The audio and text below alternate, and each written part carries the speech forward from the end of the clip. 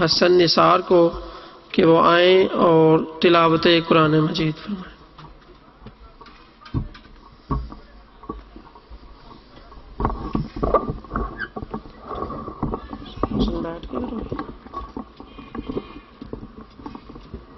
کھڑے ہو کے کرو گے بیٹھ کے؟ اعوذ باللہ من الشیطان الرجیم، بسم اللہ الرحمن الرحیم۔ هو الذی ارسل رسولہ بالہدی ودین الحق لیظہرہ علی الدین کلہ وکفی باللہ شہیدا۔ محمد رسول اللہ والذین معه اشداء علی الکفار رحماء بینہم تراہم رکعا سجدا یبتغون فضلا من اللہ ورضوانا، سیماہم فی وجوہہم من اثر السجود، ذلك مثلهم في التوراة ومثلهم في الإنجيل كزرع أخرج شطأه فآزره فاستغلظ فاستوى على سوقه يعجب الزرع ليغيظ بهم الكفار۔ وعد الله الذين آمنوا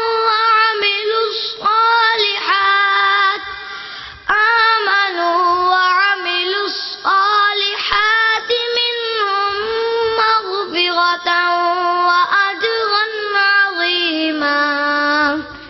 صدق الله العظيم۔ أعوذ بالله من الشيطان الرجيم، بسم الله الرحمن الرحيم۔ والضحى والليل إذا سجى، ما ودعك ربك وما قلى، وللآخرة خير لك من الأولى، ولسوف يعطيك ربك فترضى، ألم يجدك يتيما فآوى، ووجدك ضالا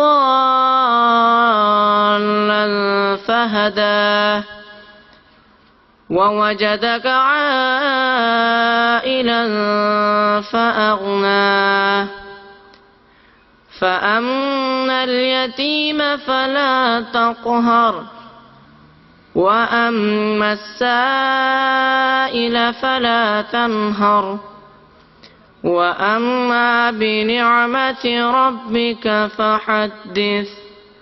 صدق الله العظيم۔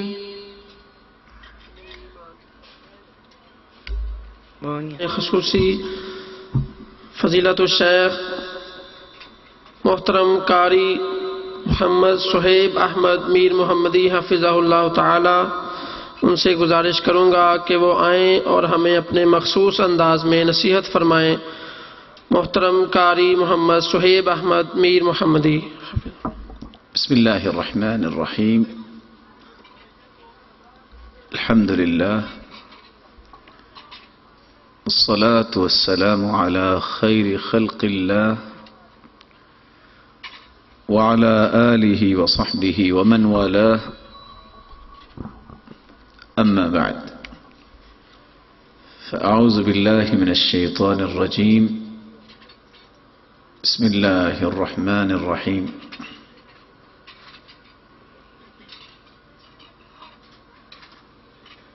ومن آياته أن خلق لكم من أنفسكم أزواجا لتسكنوا إليها وجعل بينكم مودة ورحمة إن في ذلك لآيات لقوم يتفكرون. وقال عز من قائل يا أيها الذين آمنوا اتقوا الله حق تقاته ولا تموتن إلا وأنتم مسلمون. لائق صد تکریم سامعین محترم، اللہ رب العزت نے انسان کو دو چیزوں کا مرکب بنایا ہے. ایک انسانی جسم ہے جس کو اللہ مالک الملک نے مٹی سے پیدا کیا، اور اس جسم کی ضروریات اور اس کی نشو و نما کے لیے خوراک اور غذا کا بندوبست بھی مٹی سے ہی کیا. دوسری چیز، اس جسم کے اندر اللہ کی طرف سے بھیجی گئی روح ہے. روح کو اللہ تعالیٰ نے آسمانوں سے بھجوایا اور اس روح کی غذا اور خوراک کا بندوبست بھی اللہ نے آسمانوں سے ہی کیا. جسم جتنا بھی خوبصورت ہو، طاقتور ہو، توانا ہو، اگر روح کو اس کے جسم سے جدا کر دیا جائے تو انسانی کوئی قیمت نہیں رہتی. اس سے پتہ یہ چلا کہ انسانی زندگی کا تحقق روح کے ساتھ ہے. انسانی زندگی کی قیمت روح کے ساتھ ہے. کل شیء یرجع الی اصلہ، ہر چیز اپنی اصل کی طرف پلٹ کے جاتی ہے. مٹی سے بنایا گیا جسم واپس مٹی میں چلا جائے گا، اور یہ روح جو اللہ کی طرف سے آئی ہے، اگر اس کی نشو و نما مناسب طریقے سے کی گئی، اس کی غذا اس کو مہیا کی گئی، تو یہ روح واپس اللہ کی طرف ہی جائے گی. بلکہ ایک ایسا لبادہ اوڑھ کے جائے گی جس کے لیے آسمان کے دروازے کھول دیے جائیں گے، اور ہر دروازے پہ فرشتے سوال کریں گے کس کو لے کے آئے ہو. جواب دینے والے جواب بھی دیں گے فرشتے، رجل صالح، عبد صالح، یہ نیک انسان ہے. اور آخر حکم یہ ہوگا کہ اس کو اعلی علیین میں پہنچا دیا جائے. لیکن اگر اس جسم کو تو مٹی میں جانا ہے، اس روح کی غذا کا اگر خیال نہ کیا گیا تو یہ اڑنے کے قابل نہیں رہے گی، یہ پرواز کے قابل نہیں رہے گی. پہلے آسمان تک لے کے جائیں گے فرشتے، لیکن دروازہ نہیں کھولا جائے گا. اور آخر اس روح کی بدبو کی وجہ سے اس کو فرشتے بھی پٹخ دیں گے، اور یہ زمین کے نیچے سجین تک پہنچا دی جائے گی. ایک مسلمان سے اللہ رب العزت نے مطالبہ کیا کیا ہے؟ اتقوا اللہ حق تقاتہ، ڈر جاؤ اللہ تعالیٰ سے جس طرح ڈرنے کا حق ہے. ولا تموتن الا وانتم مسلمون. اس وقت سے پہلے اپنے آپ کو اس انداز سے تیار کر لو کہ جب یہ موت کا وقت آئے، روح اور جسم کی جدائی اور افتراق کا وقت آئے، تو تمہاری خوبصورت کیفیت ہونی چاہیے. وہ اسلام کی کیفیت ہے اور ایمان کی کیفیت. میں اور آپ چونکہ اللہ کی مخلوق ہیں، ہم سب اپنے متعلق اتنا نہیں جانتے جتنا ہم سب کے متعلق ہمارا خالق و مالک جانتا ہے. کہ ہمیں کس چیز کی ضرورت ہے، ہمارے لیے کامیابی اور کامرانی کا راستہ کون سا ہے۔ تو آج کی اس مجلس میں میری گفتگو کا محور 3 نکات ہوں گے: خوبصورت گھر، مطمئن گھر اور مثالی گھرانہ کیسے بن سکتا ہے، اس کی 5 بنیادیں آپ کے سامنے میں پیش کروں گا اور 3 اصول پیش کروں گا، اور آخر میں 5 گزارشیں آپ کے سامنے پیش کرنے کے بعد میں اپنی بات کو مکمل کروں گا۔ مثالی گھرانہ، مطمئن خاندان، جس کو آپ اسلامی گھر کہہ سکتے ہیں، اس کی خوبصورتی کے لیے جو دواعی جوالب اسلام نے پیش کیے ہیں، میں ان دلائل کی روشنی میں آپ کے سامنے گفتگو کرنا چاہتا ہوں۔ رسول اللہ صلی اللہ علیہ وآلہ وسلم نے مثالی گھر کی 5 بنیادیں بیان کی ہیں۔ سب سے پہلی بنیاد ابو ہریرہ رضی اللہ تعالی عنہ روایت کرتے ہیں، رسول اللہ صلی اللہ علیہ وسلم نے فرمایا: اذا اتاکم من ترضون دینہ وخلقہ فزوجوه الا تفعلوا تکن فتنة فی الارض وفساد عریض۔ جب تمہارے پاس کسی ایسے شخص کا پیغام آ جائے جس کا دین تمہیں پسند ہے، جس کا اخلاق تمہیں پسند ہے، 2 چیزیں، تیسری چیز کا انتظار نہ کرو، اس سے بڑی کوئی نعمت نہیں ہے، اس سے بڑی کوئی سعادت نہیں ہے۔ ان 2 بنیادوں کی روشنی میں سمجھ لو کہ میری بیٹی کا یہ گھر جنت بھی ہے اور اخروی جنت کا زینہ بھی ہے۔ اپنی بیٹی کا نکاح کر دو، الا تفعلوا، اور اگر تم نے اس معیار کو ترک کر دیا، ٹھکرا دیا، پسند نہ کیا، تکن فتنة فی الارض وفساد عریض، تو پھر دنیا کے اندر فتنہ بپا ہوگا، جس کی بنیادی طور پہ 3 شکلیں ہوں گی۔ کیسا فتنہ؟ پہلا فتنہ، شاید کہ دوبارہ نیک سیرت شخص کا پیغام تم تک نہ پہنچ سکے۔ دوسرا فتنہ، بار بار رشتہ اور ناطہ اور تعلق بنے گا اور بار بار ٹوٹ جائے گا۔ تیسرا فتنہ، اگر ان معیارات کو قبول نہ کیا، دنیاوی جاہو منصب اور کر و فر کو معیار بنایا، تو زندگی میں دل کے مردہ ہونے کا وبال تم پہ پڑ جائے گا، اور جس خوشی کے ساتھ تم نے دین کو ٹھکرایا ہوگا، اسی خوشی کے ساتھ ہی بہت ساری مصیبتیں اور غم تمہیں سینے سے لگانے پڑیں گے۔ رسول اللہ صلی اللہ علیہ وآلہ وسلم نے ایک مثالی گھر کی پہلی بنیاد بیان کر دی ہے۔ اسلامی گھر، اس کی بنیاد ہوتی ہے دینداری، حسن اخلاق،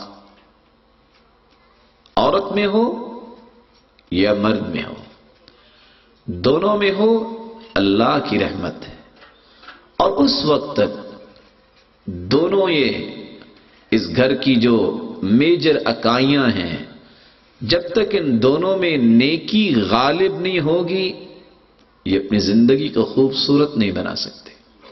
قانون ہے، نیک بنو گے ایک بنو گے، دونوں کی سوچ، دونوں کے تصورات، دونوں کے تفکرات، دونوں کے لیل و نہار کا رخ جب اللہ کی رضا ہوگا، تو پھر یہ دنیا میں بھی اپنے گھر کو، مثالی گھر تو بہت چھوٹا لفظ ہے، اپنے گھرانے کو یہ جنت کا باغیچہ بنا سکتے ہیں۔ اس لیے رسول اللہ صلی اللہ علیہ وآلہ وسلم نے دوسری بنیاد بیان کی، فرمایا لِيَتَّخِذَ أَحَدُكُمْ قَلْبًا شَاكِرًا وَلِسَانًا ذَاكِرًا وَزَوْجَةً مُؤْمِنَةً تُعِينُهُ عَلَى آخِرَتِهِ۔ اگر اپنے گھر کو مثالی بنانا چاہتے ہو، 3 اکائیاں اور اختیار کر لو۔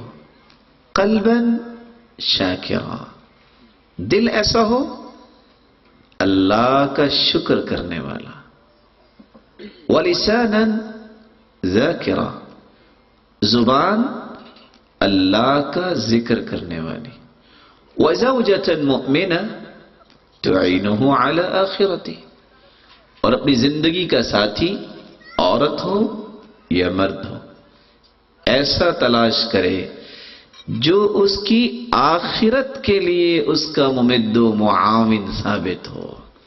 دنیا میں تو کھانے ہر عورت پکاتی ہے، دنیا میں گھر کا خرچ تو یہودی اور عیسائی بھی پورا کرتا ہے، دنیا میں تو چڑیا پرندے بھی اپنے بچوں کو پالتے ہیں، دنیا میں تو شاید کہ جانور آج کل انسانوں سے زیادہ اپنے بچوں کا خیال رکھتے ہیں۔ کیا فرق ہوا؟ فرق یہ ہے زوجتاً مؤمنہ تعینہ علی آخرتہ، خامد ہو یا بیوی ہو ایسا تلاش کیا جائے جو اس کی آخرت کو بہتر بنانے والا ہو۔ رسول اللہ صلی اللہ علیہ وآلہ وسلم نے تیسری بنیاد بیان کی، فرمایا الدنیا کلها متاع وخیر متاع الدنیا المرأة الصالحة۔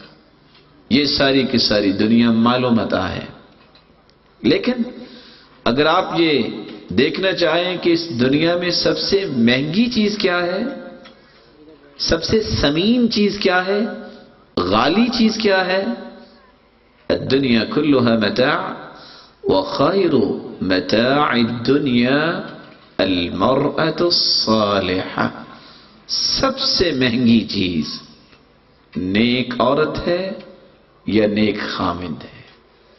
کاش مسلمانوں کو یہ بات سمجھ میں آ جائے تو یہی کامیابی کا زینہ ہے اور یہی دنیا اور آخرت کی سعادتوں کو اپنی جھولی میں سمیٹنے کا ایک ذریعہ ہے۔ اس لیے رسول اللہ صلی اللہ علیہ وسلم نے فرمایا تنکح المرأة لأربع، لوگوں کے ہاں ویسے 4 چیزیں رائج ہیں کہ لوگ جب گھر آباد کرنا چاہتے ہیں تو 4 پہلوؤں پہ ان کی نظر ہوتی ہے۔ لمالہا، فطرت کا تقاضا ہے، انسان خلق الرجل من الارض وجعل نہمته فيه، انسان کو مٹی سے پیدا کیا، اس کے تمام تصورات کا محور مٹی ہے، اس لیے زمین اور پراپرٹی کو یہ بہت پسند کرتا ہے۔ وَخُلِقَتِ الْمَرْأَةُ مِنَ الرَّجُلِ وَجُعِلَتْ نَهْمَتُهَا فِيهِ، اور آدم علیہ السلام کی بائیں پسلی سے حوا علیہ السلام کو پیدا کیا گیا اور اس کی خواہشات کا رخ اس کی طرف ہی ہے۔ رسول اللہ صلی اللہ علیہ وسلم فرماتے ہیں لوگ یا تو تعلق اور رشتہ اور ناطہ قائم کرتے ہیں مال کی وجہ سے، وَلِحَسَبِهَا، یا خاندان کی وجہ سے، وَلِجَمَالِهَا، یا کچھ کمزور لوگ جمال کو ہی سب کچھ سمجھتے ہیں، وَلِدِينِهَا، اور کچھ نیک بخت دین کو ہی مقدم کرتے ہیں۔ فَاظْفَرْ بِذَاتِ الدِّينِ تَرِبَتْ يَدَاكَ، مال کو بنیاد بنا کے گھر بنایا گیا کبھی امن اور چین نہیں لے سکتا۔ سبب کیا ہے؟ لا تنكحن لئیمة لمعیشة تبقى اللئیمة والمعیشة تذهب، کسی بھی ایسے شخص جس کے پاس اللہ کا خوف نہیں ہے اس کے ساتھ اپنی بیٹی کا نکاح نہ کرو کہ مالدار ہے، یا کسی بھی عورت سے نکاح نہ کیا جائے کہ وہ مالدار ہے۔ کیوں؟ اگر اس کے اندر اللہ کا خوف نہیں ہے۔ رسول اللہ صلی اللہ علیہ وآلہ وسلم فرماتے ہیں اگر خوف نہیں ہے صرف مال ہے تو یہ مال تو قارون کی وراثت ہے. قارونی عادات، فرعونی تفکرات، یہ تو آپ کو برداشت کرنے پڑیں گے. اس لیے فرمایا لا تزوجوهن لاموالهن فان اموالهن عسى ان يطغيهن، یہ مال ہی ان کو برباد کر دے گا. لا تنكحن لئیمة لمعیشة تبقى اللئیمة والمعیشة تذهب، یہ مال تو آنے والے جانے والی چیز ہے. انسان اگر اللہ کا خوف نہیں رکھتا، اس کے اندر دینی طور پہ کمینگی ہے تو وہ باقی رہ جاتی ہے اور اسی کو برداشت کرنا پڑتا ہے. حسب و نسب، اس کو بنیاد بنا کے تعلق نہیں جوڑنا چاہیے. اور لوگ اس وقت باوجود اس کے کہ مسلمان تو ہو گئے ہیں لیکن بتوں کی پوجا کی خوشبو ابھی ان میں باقی ہے. کوئی سید ہے، کوئی کچھ ہے. ارے تمہیں پتا ہے کہ بلال کون تھا جس کو اپنے باپ کا نام بھی پتا نہیں تھا؟ لوگوں نے پوچھا کہ آپ کے ابا کا نام کیا ہے؟ اس نے کہا ابی الاسلام، میرے ابا کا نام ہے اسلام، کیونکہ میری معرفت اسلام سے ہی ہوئی ہے، میرے تو اور کوئی تعارف ہی نہیں ہے. یہی وجہ ہے کہ کالا رنگ ہونے کے باوجود چلتے زمین پہ تھے. اور آپ سمجھتے ہیں اسٹارلٹ کی جوتی تو نہیں پہنتے ہوں گے نا اس وقت. جیسی میسر تھی غلام کو، میں تھوڑا سا آپ کو وہاں لے جانا چاہتا ہوں، غلامی کا دور، لیکن چلتے زمین پہ تھے اور قدموں کی آہٹ جنت میں سنائی دیتی تھی. یہ معیار ہے. یہی وجہ بنی کہ عبد الرحمن ابن عوف قریشی خاندان کے، انہوں نے اپنی ہمشیرہ اور اپنی بہن کا نکاح بلال کے ساتھ کرنے میں ہی سعادت سمجھی. کہتے ہیں ہماری برابری نہیں ہے، برابری ہوگی تو رشتہ ہوگا. ارے اللہ آپ کو عزت سے نوازے، برابری کرنے سے عزت نہیں بنتی، اللہ کو راضی کرنے سے عزت بنتی ہے. پھر کیا ہوا؟ تھے ابو بکر صدیق رضی اللہ تعالی عنہ افضل الامت بعد نبیہا، اس پوری امت میں سب سے افضل. لیکن وہ بھی بلال کو کیا کہہ رہے ہیں؟ یا سیدنا، اے ہمارے سید اور سردار. اور عمر رضی اللہ تعالی عنہ کیا کہہ رہے ہیں؟ یا سیدنا. کیا سبب تھا؟ وہ مقام تھا، وہ معرفت تھی جو بلال کو اللہ تعالیٰ نے نصیب فرما دی. اگر حسب و نسب ہی کسی کے کام آتا تو ابو جہل سے بڑا کون تھا جو اپنے آپ کو ابو الحکم کہلواتا تھا نا قریشی. لیکن پائے حقارت سے ٹھوکرے مار کے صحابہ نے اس کو کس طرح بدر کے مقام پہ کنویں میں قلیب بدر میں پھینک دیا.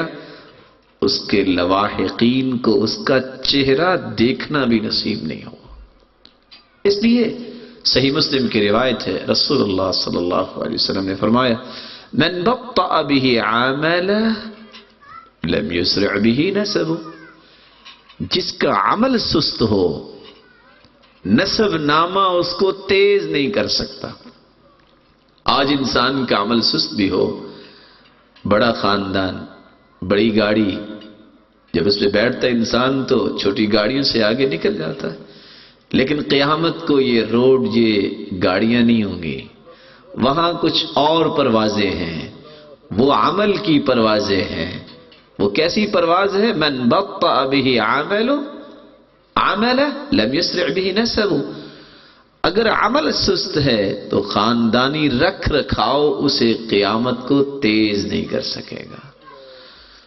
رسول اللہ صلی اللہ علیہ وسلم نے فرمایا صرف حسن و جمال کی وجہ سے گھر نہ بنایا جائے. سبب کیا ہے؟ جمال الوجہ ما قبح النفوس كقندیل على قبر المجوس. انسان دنیا جہان سے خوبصورت ہے، اللہ کا خوف اس کے دل میں نہیں ہے، نماز وہ پڑھتا نہیں ہے، اللہ کے سامنے اس نے اپنی حاجات کبھی رکھی نہیں ہے، اس کی مثال ایسے ہے، ایک مجوسی جس کو مرنے کے بعد قبر میں دفنا دیا جائے، قبر کے باہر آپ لائٹس لگا دیتے ہیں، انرجی سیور لگا دیتے ہیں اور قمقمے لگا دیتے ہیں، کیا مجوسی کی قبر میں یہ روشنی پہنچے گی؟ اسی طرح جس کے دل میں ایمانیات نہیں ہیں، دنیا جہان سے خوبصورت اپنے آپ کو سمجھتا ہے، اس سے کچھ فائدہ نہیں ہوگا۔ وہ کیا ہے؟ کالحیۃ الصماء، وہ ایسا سانپ ہے جو کسی وقت بھی آپ کے ایمان کو ڈس سکتا ہے۔ اس لیے رسول اللہ صلی اللہ علیہ وسلم نے فرمایا فَاظْفَرْ بِذَاتِ الدِّينِ تَرِبَتْ يَدَاكَ، دین کو مقدم کرو۔ اگر دین کے ساتھ حسن ہے، دین کے ساتھ مال ہے، دین کے ساتھ خاندان ہے، تو پھر یہ ایک ایک چیز نعمت بن جائے گی۔ لا بأس بالغنا لمن اتقى اللہ عز وجل، مال جہاں حدیث کہتی ہے فتنہ ہے، وہاں مال نعمت بھی ہے۔ نعم المال الصالح للمرء الصالح، بندہ نیک ہے اور پھر مال ہے، دو نعمتیں اکٹھی ہو گئی۔ اسی لیے عبد الرحمن ابن عوف رضی اللہ عنہ، عثمان ابن عفان رضی اللہ عنہ، کتنے بڑے تاجر، لیکن سبب کیا تھا؟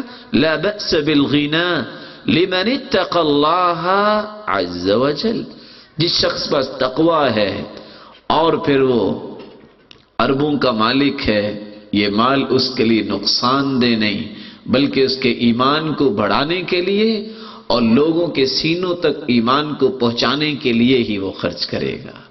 لیکن صرف مال، صرف خاندان، صرف جمال، یہ وبال ہی وبال ہے، یہ مصیبت ہی مصیبت ہے اگر دین نہ ہو۔ چوتھی بات رسول اللہ صلی اللہ علیہ وآلہ وسلم نے سمجھائی،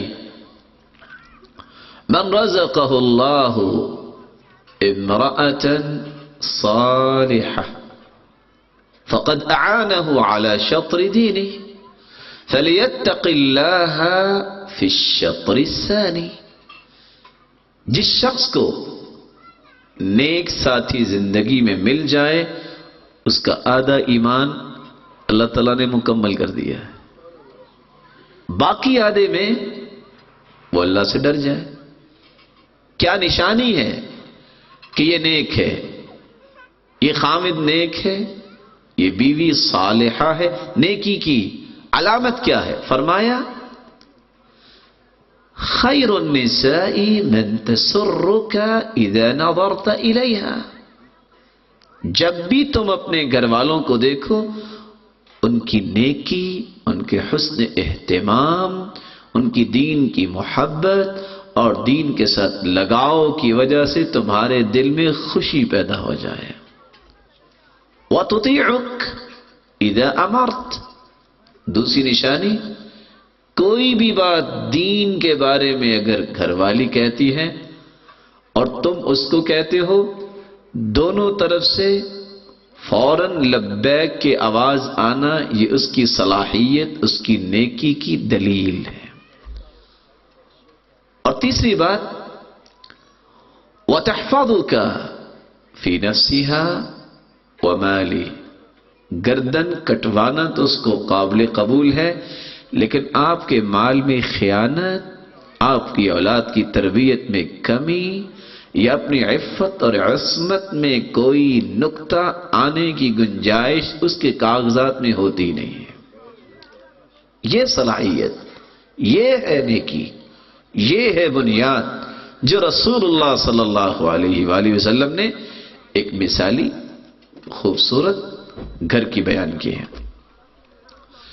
رسول اللہ صلی اللہ علیہ وآلہ وسلم نے پانچویں ایک بات بیان کی ہے، فرمایا حبب الی من دنیاکم النساء والطیب وجعلت قرۃ عینی فی الصلاۃ، لوگوں دنیا کی تین چیزیں مجھے بڑی پسند ہیں، المرأة الصالحہ، نیک بیوی، والطیب، خوشبو، وجعلت قرۃ عینی فی الصلاۃ، اور نماز کو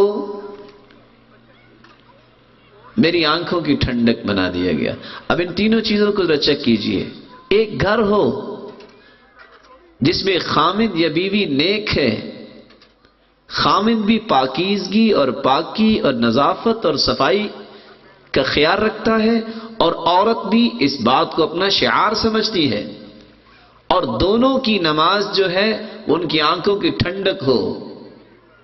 اس کا مطلب یہ نکلا کہ اللہ تعالیٰ نے اس گھر کو جنت کا باغیچہ بنا دیا ہے. یہ اللہ کے رسول کی پسند بھی ہے. اور یہ تین معیار اللہ کسی کو دے دے تو اس سے بڑا کوئی کامیاب نہیں ہے. اس لیے رسول اللہ صلی اللہ علیہ وآلہ وسلم نے ان 5 بنیادوں کو بیان اس لیے کیا ہے. کوئی گھر بن چکا ہے، کوئی بننے جا رہا ہے، اور کوئی کل کلاں بنے گا. اگر کسی نے مثالی گھر بنانا ہے یا بن چکا ہے تو اس کو دوبارہ اس کو ترتیب دینا چاہتا ہے تو ان بنیادوں کو سامنے رکھے. صلاحیت کیا ہے؟ رسول اللہ صلی اللہ علیہ وآلہ وسلم نے 5 صلاحیتیں جو بیان کی، میں ان کو سمرائز کرنا چاہوں گا. اخلاق، صلاحیت نیکی کو مقدم کرنا، زبان ذکر کرنے والی ہو، دل شکر کرنے والا ہو، اور 5ویں بات، دونوں جہتوں میں صرف ایک مرکزی نقطہ ہو کہ ہم نے آخرت میں بھی کامیابی لینی ہے اور اکٹھے ہی جنت میں جانا ہے. میری اللہ سے دعا ہے اللہ مالک الملک ہمیں ان 5 بنیادوں کو سمجھنے کی توفیق عطا فرمائے اور اپنی زندگی کے رویوں اور زاویوں میں ان کو شامل کرنے کی بھی توفیق عطا فرمائے. آئیے ان 3 اصولوں کی طرف جو رسول اللہ صلی اللہ علیہ وآلہ وسلم نے ایک خوبصورت گھر کو مضبوط و مربوط بنانے کے لیے بیان کیے ہیں. سب سے پہلا اصول، اور یہ حقیقت میں میں نے اس کو اصول کا نام دیا ہے، یہ ہیں ذمہ داریاں. گیو اینڈ ٹیک جب تک نہیں ہوگا کسی گھر میں، اس کی کارکردگی ایکسیلنس نہیں ہو سکتی. اور وہ کیسے ہو سکتی ہے؟ جب رسول اللہ صلی اللہ علیہ وآلہ وسلم کے بیان کردہ اصولوں کی روشنی میں انسان اپنی ذمہ داریوں کو ادا کرے. پہلی ذمہ داری مرد کی اور عورت کی. مرد کی ذمہ داری پہلی یہ ہے کہ اپنے گھر والوں، اپنی اولاد کی تربیت کا بہترین فارمیشن پیش کرے.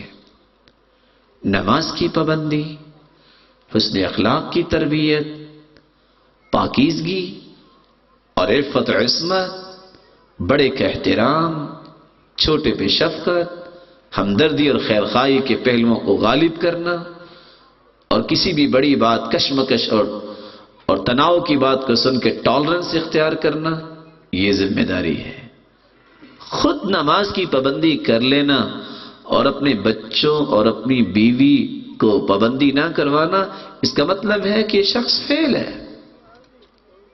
اس لیے رسول اللہ صلی اللہ علیہ وآلہ وسلم، اور میں یہ بات کیوں کر رہا ہوں راز بھی سمجھ لیجئے، انسان نے بہت بڑے کام کرنے ہوں تو اپنے پیاروں کو ساتھ لے کے کرتا ہے، اور اگر اپنے پیارے ساتھ نہ ہوں تو کسی جگہ پہ بھی غیر پیارے ساتھ چھوڑ جاتے ہیں اور انسان تنے تنہا رہ جاتا ہے. اس لیے بنیاد سے، آفرینش سے اپنے پیاروں کو ساتھ لے کے چلنے کا فارمولہ اللہ کے رسول نے پیش کیا. رسول اللہ صلی اللہ علیہ وآلہ وسلم تہجد تو پڑھتے. کتنی تہجد پڑھتے؟ حتی تتفطر قدما. تہجد کی حالت یہ تھی کہ آپ کے قدم مبارک پھٹ جاتے ہیں.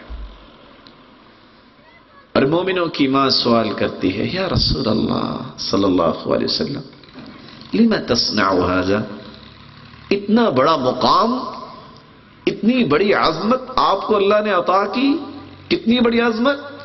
انا سید ولد آدم ولا فخر، دنیا والوں میں پوری آدمیت کا سرتاج ہوں، نہ آج تک ایسی ہستی اللہ نے پیدا کی ہے اور نہ قیامت تک پیدا ہو سکے گی. فرمایا آپ اتنی عبادت کیوں کرتے ہیں؟ آپ کا تو مقام ہی بڑا ہے. فرمایا افلا احب ان اکون عبدا شکورا، جتنا بڑا مقام ہے اتنا ہی بڑا مجھے شکر گزار بننا چاہیے نا، میں اس لیے پڑھتا ہوں۔ خود کھڑے ہوتے، ساتھ فرماتے یا عائشہ، یا ام عبداللہ، یا عائش قومی یا عائشہ فاوتری، عائشہ تم بھی اٹھو اور تہجد پڑھو، عائشہ تم بھی اٹھو تہجد پڑھو، اکیلے نہیں، ساتھ لے کے چلو۔ رسول اللہ صلی اللہ علیہ وآلہ وسلم کے بارے میں ام سلمہ رضی اللہ تعالی عنہ فرماتی ہیں، ان کے گھر میں آپ تشریف فرما تھے، رات کی تاریکی ہے، استيقظ رسول اللہ صلی اللہ علیہ وسلم فزعا، آپ گھبرائے ہوئے اٹھے، کیا فرماتے ہیں؟ سبحان اللہ، ماذا انزل من الخزائن وماذا انزل من الفتن، آج رات کتنے خزانے اللہ کی طرف سے نازل ہوئے، کتنے فتنے دنیا میں آئے ہیں۔ ایقظوا صواحب الحجرات لکی یصلین، رب کاسیۃ فی الدنیا عاریۃ فی الآخرہ، جلدی کرو ان حجروں والیوں کو اٹھاؤ، یہ نماز پڑھیں، کیونکہ دنیا میں بہت ساری عورتیں نعمتیں حاصل کرنے والی ہوں گی، قیامت کو محروم ہو جائیں گی۔ کیا فرمایا؟ نماز پڑھو، خزانے بھی نازل ہوئے، فتنے بھی آئے، پتہ یہ چلا فتنوں سے بچاؤ کا ذریعہ، خزانوں کو اپنی جھولیوں میں سمیٹنے کا ذریعہ اللہ کے سامنے ہی جھکنا ہے۔ ایقظوا صواحب الحجرات، اکیلے نہیں اٹھے، اپنے گھر والیوں کو اٹھایا ہے، بلکہ رسول اللہ صلی اللہ علیہ وسلم نے فرمایا رحم اللہ امرأ قام من اللیل فصلى وایقظ اہلہ فإن ابت نضح فی وجہها الماء، اللہ تعالی رحمت کی برکھا برساتا ہے اس شخص پہ، برسائے، دعا بھی دے دی، کس شخص پہ؟ جو رات کی تاریکی میں اٹھتا ہے، گھر والی کو بھی اٹھاتا ہے، اگر وہ پس و پیش کرتی ہے نضح فی وجہها الماء، پانی کے چھینٹے لگاتا ہے تاکہ جنت کے سفر میں اس کو اپنا ساتھی بنا لے۔ باوجود اس کے کہ سخت سردی میں تو یہ کلفت والا معاملہ ہے، لیکن چند یہ پانی کے قطرات شاید کہ جہنم کی آگ بجھانے کے لیے کافی ہو جائے۔ رسول اللہ صلی اللہ علیہ وسلم نے اس لیے فرمایا وَرَحِمَ اللَّهُ امْرَأَةً قَامَتْ مِنَ اللَّيْلِ وَصَلَّتْ وَأَيْقَظَتْ زَوْجَهَا فَإِنْ أَبَى نَضَحَتْ فِي وَجْهِهِ الْمَاء، یہی عمل اگر عورت کرتی ہے تو اللہ کی رحمت کی برکھا اس پہ بھی برس جائے۔ اس لیے رسول اللہ صلی اللہ علیہ وسلم نے جب فاطمہ الزہرا رضی اللہ تعالی عنہا کی شادی کر دی تو رات کی تاریکی میں سحری کے وقت ان کے گھر چلے گئے، علی رضی اللہ تعالی عنہ کو اٹھایا، بیٹی کو اٹھایا، اٹھو تہجد پڑھو، یہ نہ کہنا کہ اب میرا تعلق ختم ہو گیا ہے، یہ لوگوں کے تصورات ہیں نا، بس جی بیٹی سے فارغ ہو گئے، نہیں، موت تک، زندگی کی آخری رمق تک کوئی شخص فارغ نہیں ہوتا، اس وقت بھی جا کے تہجد کے لیے اٹھا رہے ہیں کہ اٹھو، اس کام کو تو چھوڑنا نہیں ہے۔ یہ نہیں ہے کہ آپ میرے گھر سے آگی ہو تو اب نمازوں کے اندر کوئی سستی آ جائے۔ محمد مصطفیٰ صلی اللہ علیہ وسلم نے اس تربیت کے تسلسل کو باقی رکھا تھا۔ رسول اللہ صلی اللہ علیہ وآلہ وسلم نے جو اصول بیان کیا ہے، مرد کی ذمہ داری ہے کہ اپنے گھر میں تربیت کا ماحول پیدا کرے، مواقع مہیا کرے، گھر کے اندر ایک چھوٹی سی لائبریری ہو جہاں کم از کم بیٹھ کر اس کی گھر والی ان صحابیات کے قصص پڑھ سکے جن کی زندگیاں ان کے لیے نمونہ ہے۔ گھر کے اندر ایک ایسا سسٹم ہو جہاں قرآن کی آواز آئے، کوئی ایسی مجلس ہو۔ بہت سارے ہم یہ تو کہتے ہیں کہ یہ ٹی وی روم ہے اور یہ ٹی وی ہال ہے، یہ بھی تو کہہ سکتے ہیں کہ یہ ہمارا کارنر جو ہے صرف اس لیے ہے کہ یہاں روحانیت کو تازہ کیا جائے گا۔ کتنے خوبصورت بات ہو، امام احمد بن حنبل رحمت اللہ علیہ جیسا گھر بنے کہ بیٹی بھی اٹھے بیوی بھی اٹھے تو اٹھنے کے بعد نماز پڑھنے کے بعد اذکار کے بعد پہلا کام یہ ہوتا منزل پوری کرنی ہے. کھانا بھی پک رہا ہے چمچ بھی چل رہا ہے. اور جب کھانا پک کے امام شافعی جیسے رحمہ اللہ تعالی کے پاس آئے تو وہ ایک لقمہ کھاتے ہیں, کہتے ہیں چلو ایک اور کھا لیتا ہوں کتنا لذیذ ہے. وہ کھاتے ہیں تو جی چاہتا ہے چلو ایک اور لقمہ لے لیتا ہوں. بہت سارا کھانا کھا جاتے ہیں. سبب کیا ہے؟ اس قرآن کی برکت ہے. جب سوال کیا گیا تو باپ بیٹی کے بارے میں کیا کہتا ہے؟ ہاں میری بیٹی نے ہی کھانا پکایا تھا, جس نے قرآن مجید حفظ کیا ہوا ہے. ادھر سے کھانا پک جاتا ہے, چمچ ہلاتی ہے, ادھر سے 5 بارے منزل مکمل کر لیتی ہے. یہ تصور کہاں گم ہو گیا؟ کیسے کھانے میں برکت آئے؟ فوڈ پوائزنگ کیوں نہ ہو, ہمیں پرابلمز کیوں نہ ہو, سٹمک کی پین کیوں نہ ہو, سر کیوں نہ چکرائے, سستی اور کاہلی کیوں نہ آئے ہمارے جسموں میں. جن ہاتھوں سے پکا ہوا کھانا ہم کھاتے ہیں, یا وہ ہوٹلز کا ہوتا ہے جنہوں نے کبھی نماز نہیں پڑھی, یا اس بیٹی کا ہوتا ہے جو موسیقی لگا کے کھانا پکائے گی, یا اس عورت کا ہوتا ہے کھانا پکا جو ڈائجسٹ کھول کے ورق بدل رہی ہے اور ساتھ ساتھ چمچ چلا رہی ہے, یا اخبار جہاں وقت ضیاء پڑھتے پڑھتے وہ کھانا پکائے. بھلا اس کھانے میں بھی برکت آ سکتی ہے. برکت کا منبع و مصدر اللہ کی رحمت ہے.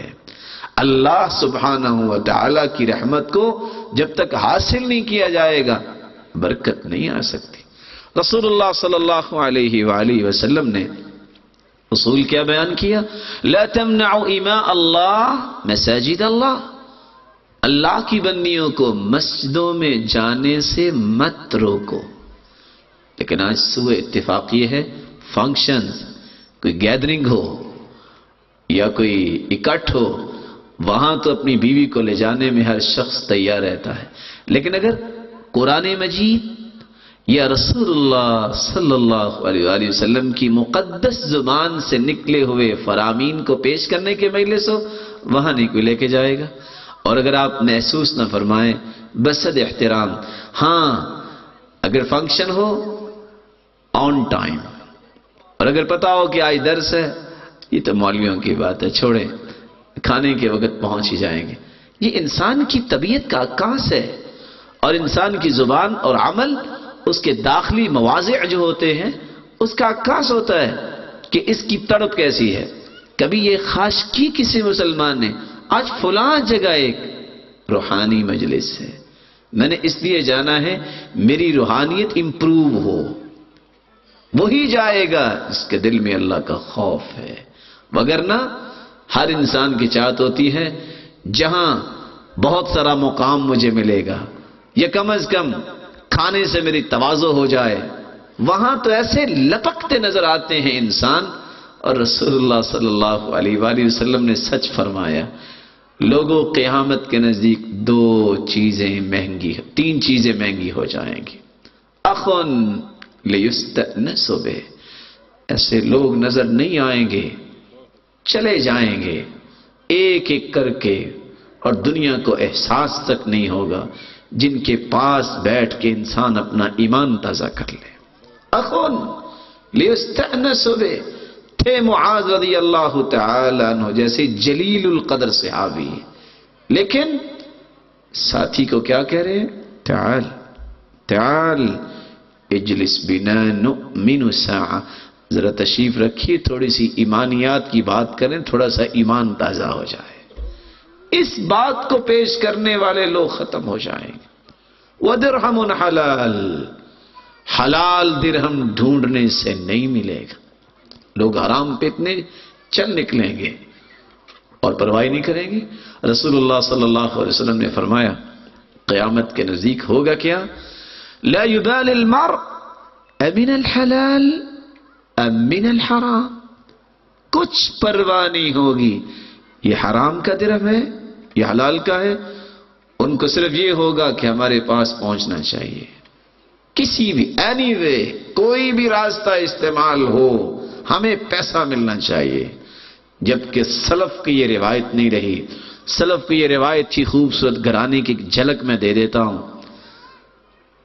نیک عورتیں جب اپنے خامدوں کو سفر کے لیے الوداع کرنے کے لیے دروازے تک آتی ہیں، ناراض نہ ہوئیے گا، آج یہ خوبصورت پہلو بھی ختم ہو گیا ہے۔ کون آتی ہے دروازے تک؟ بلکہ آج تو حالت یہ ہے، اگر میں اس میں مبالغہ نہیں کر رہا، جیسے کہ ہم تک اطلاعات پہنچتی ہیں فتوے کی صورت میں، استفتاء کی صورت میں، کہ آج عورت کی خواہش ہوتی ہے یہ جانے والا بنے، یہ گھر ہوگا تو چائے طلب کرے گا، کہے گا کپڑے وہ جو ہیں وہ درست کر دیں، یہ کام کر دیں، یہ گھر سے جائے تو ہمیں سونے کا موقع ملے یا ہمیں تھوڑا سا ریلیکس ہونے کا موقع ملے۔ ایسی عورت میں کیا برکت ہوگی جو باعث مصیبت سمجھتی ہے اپنے خامد کو۔ عورت ہو تو عائشہ جیسی رضی اللہ عنہا، جب سرتاج رسول صلی اللہ علیہ وسلم نے عائشہ کے پاس آنا تھا رضی اللہ تعالی عنہا، تو اونٹ عائشہ رضی اللہ تعالی عنہ کا حفصہ رضی اللہ تعالی عنہ کے پاس چلا گیا، تبادلہ کر لیا۔ انہوں نے سمجھا یہ اونٹ چونکہ عائشہ کا ہے تو عائشہ رضی اللہ تعالی عنہ یہ اس پہ سوار ہوگی، آپ اسی اونٹ کی طرف آگے۔ جب رسول اللہ صلی اللہ علیہ وآلہ وسلم چلے گئے اور عائشہ رضی اللہ تعالی عنہ بیٹھی ہیں، ابھی تک تشریف لائے، تو کیا کہتی ہیں؟ اللہم سلط علی اقربا تلدغنی، اے اللہ میں آپ کے پیغمبر سے دور رہنا پسند نہیں کرتی، مجھے بچھو کیوں نہیں کاٹ جاتا اس دوری کے۔ اللہ کے رسول مجھ سے دور ہو گئے۔ رسول اللہ صلی اللہ علیہ وآلہ وسلم نے تو تربیت یہ فرمائی، اور تربیت کی جھلک کیا ہے؟ دروازے تک عورت آ رہی ہے اور دروازے پہ کھڑے ہو کے دعا دے رہی ہے۔ دعا تو آپ کو یاد ہی ہوگی، استودعکم اللہ دینک و امانتک و خواتیم اعمالک، تیرے دین کو اور میں تجھے امانت کے طور پہ اور تیرے خاتمہ اعمال کو میں اللہ کی ضمانت اور سپرد میں کر کے بھیجتی ہوں۔ اب ذرا بتائیے، دنیا میں کسی کی ضمانت اتنی قوی ہے جتنی رب کی ضمانت ہے؟ جو رب کی ضمانت میں دے دیا جائے، اس رب کی ضمانت کے حصار کو توڑ کون سکتا ہے؟ لیکن اگر شاید کہ میں مایوسی کی طرف نہ چلا جاؤں، مجھے امید ہے کہ آپ نے سب نے اپنے گھر والوں کو یہ دعائیں تو سکھائی ہوں گی اور سب کو دعا تو یاد ہی ہوگی، اور جانے والا بھی دعا دے کے رخصت ہوتا، استودعکم اللہ الذی لا تضیع ودائع، میں بھی تمہیں ایسے خالق کی ضمانت میں دے کے جا رہا ہوں جس کی ضمانت میں جو آ جائے وہ کبھی ضائع نہیں ہو سکتا۔ اور دروازے پہ کھڑے ہو کے سلف کی روایت کیا رہی ہے، عورت اپنے خامد کو روکتی اور کہتی ایاک وکسب الحرام فإنا نصبر على الجوع والضر ولا نصبر على النار۔ سنو، اللہ کی ضمانت میں جاؤ، اللہ کی امانت میں جاؤ، لیکن حرام سے بچنا۔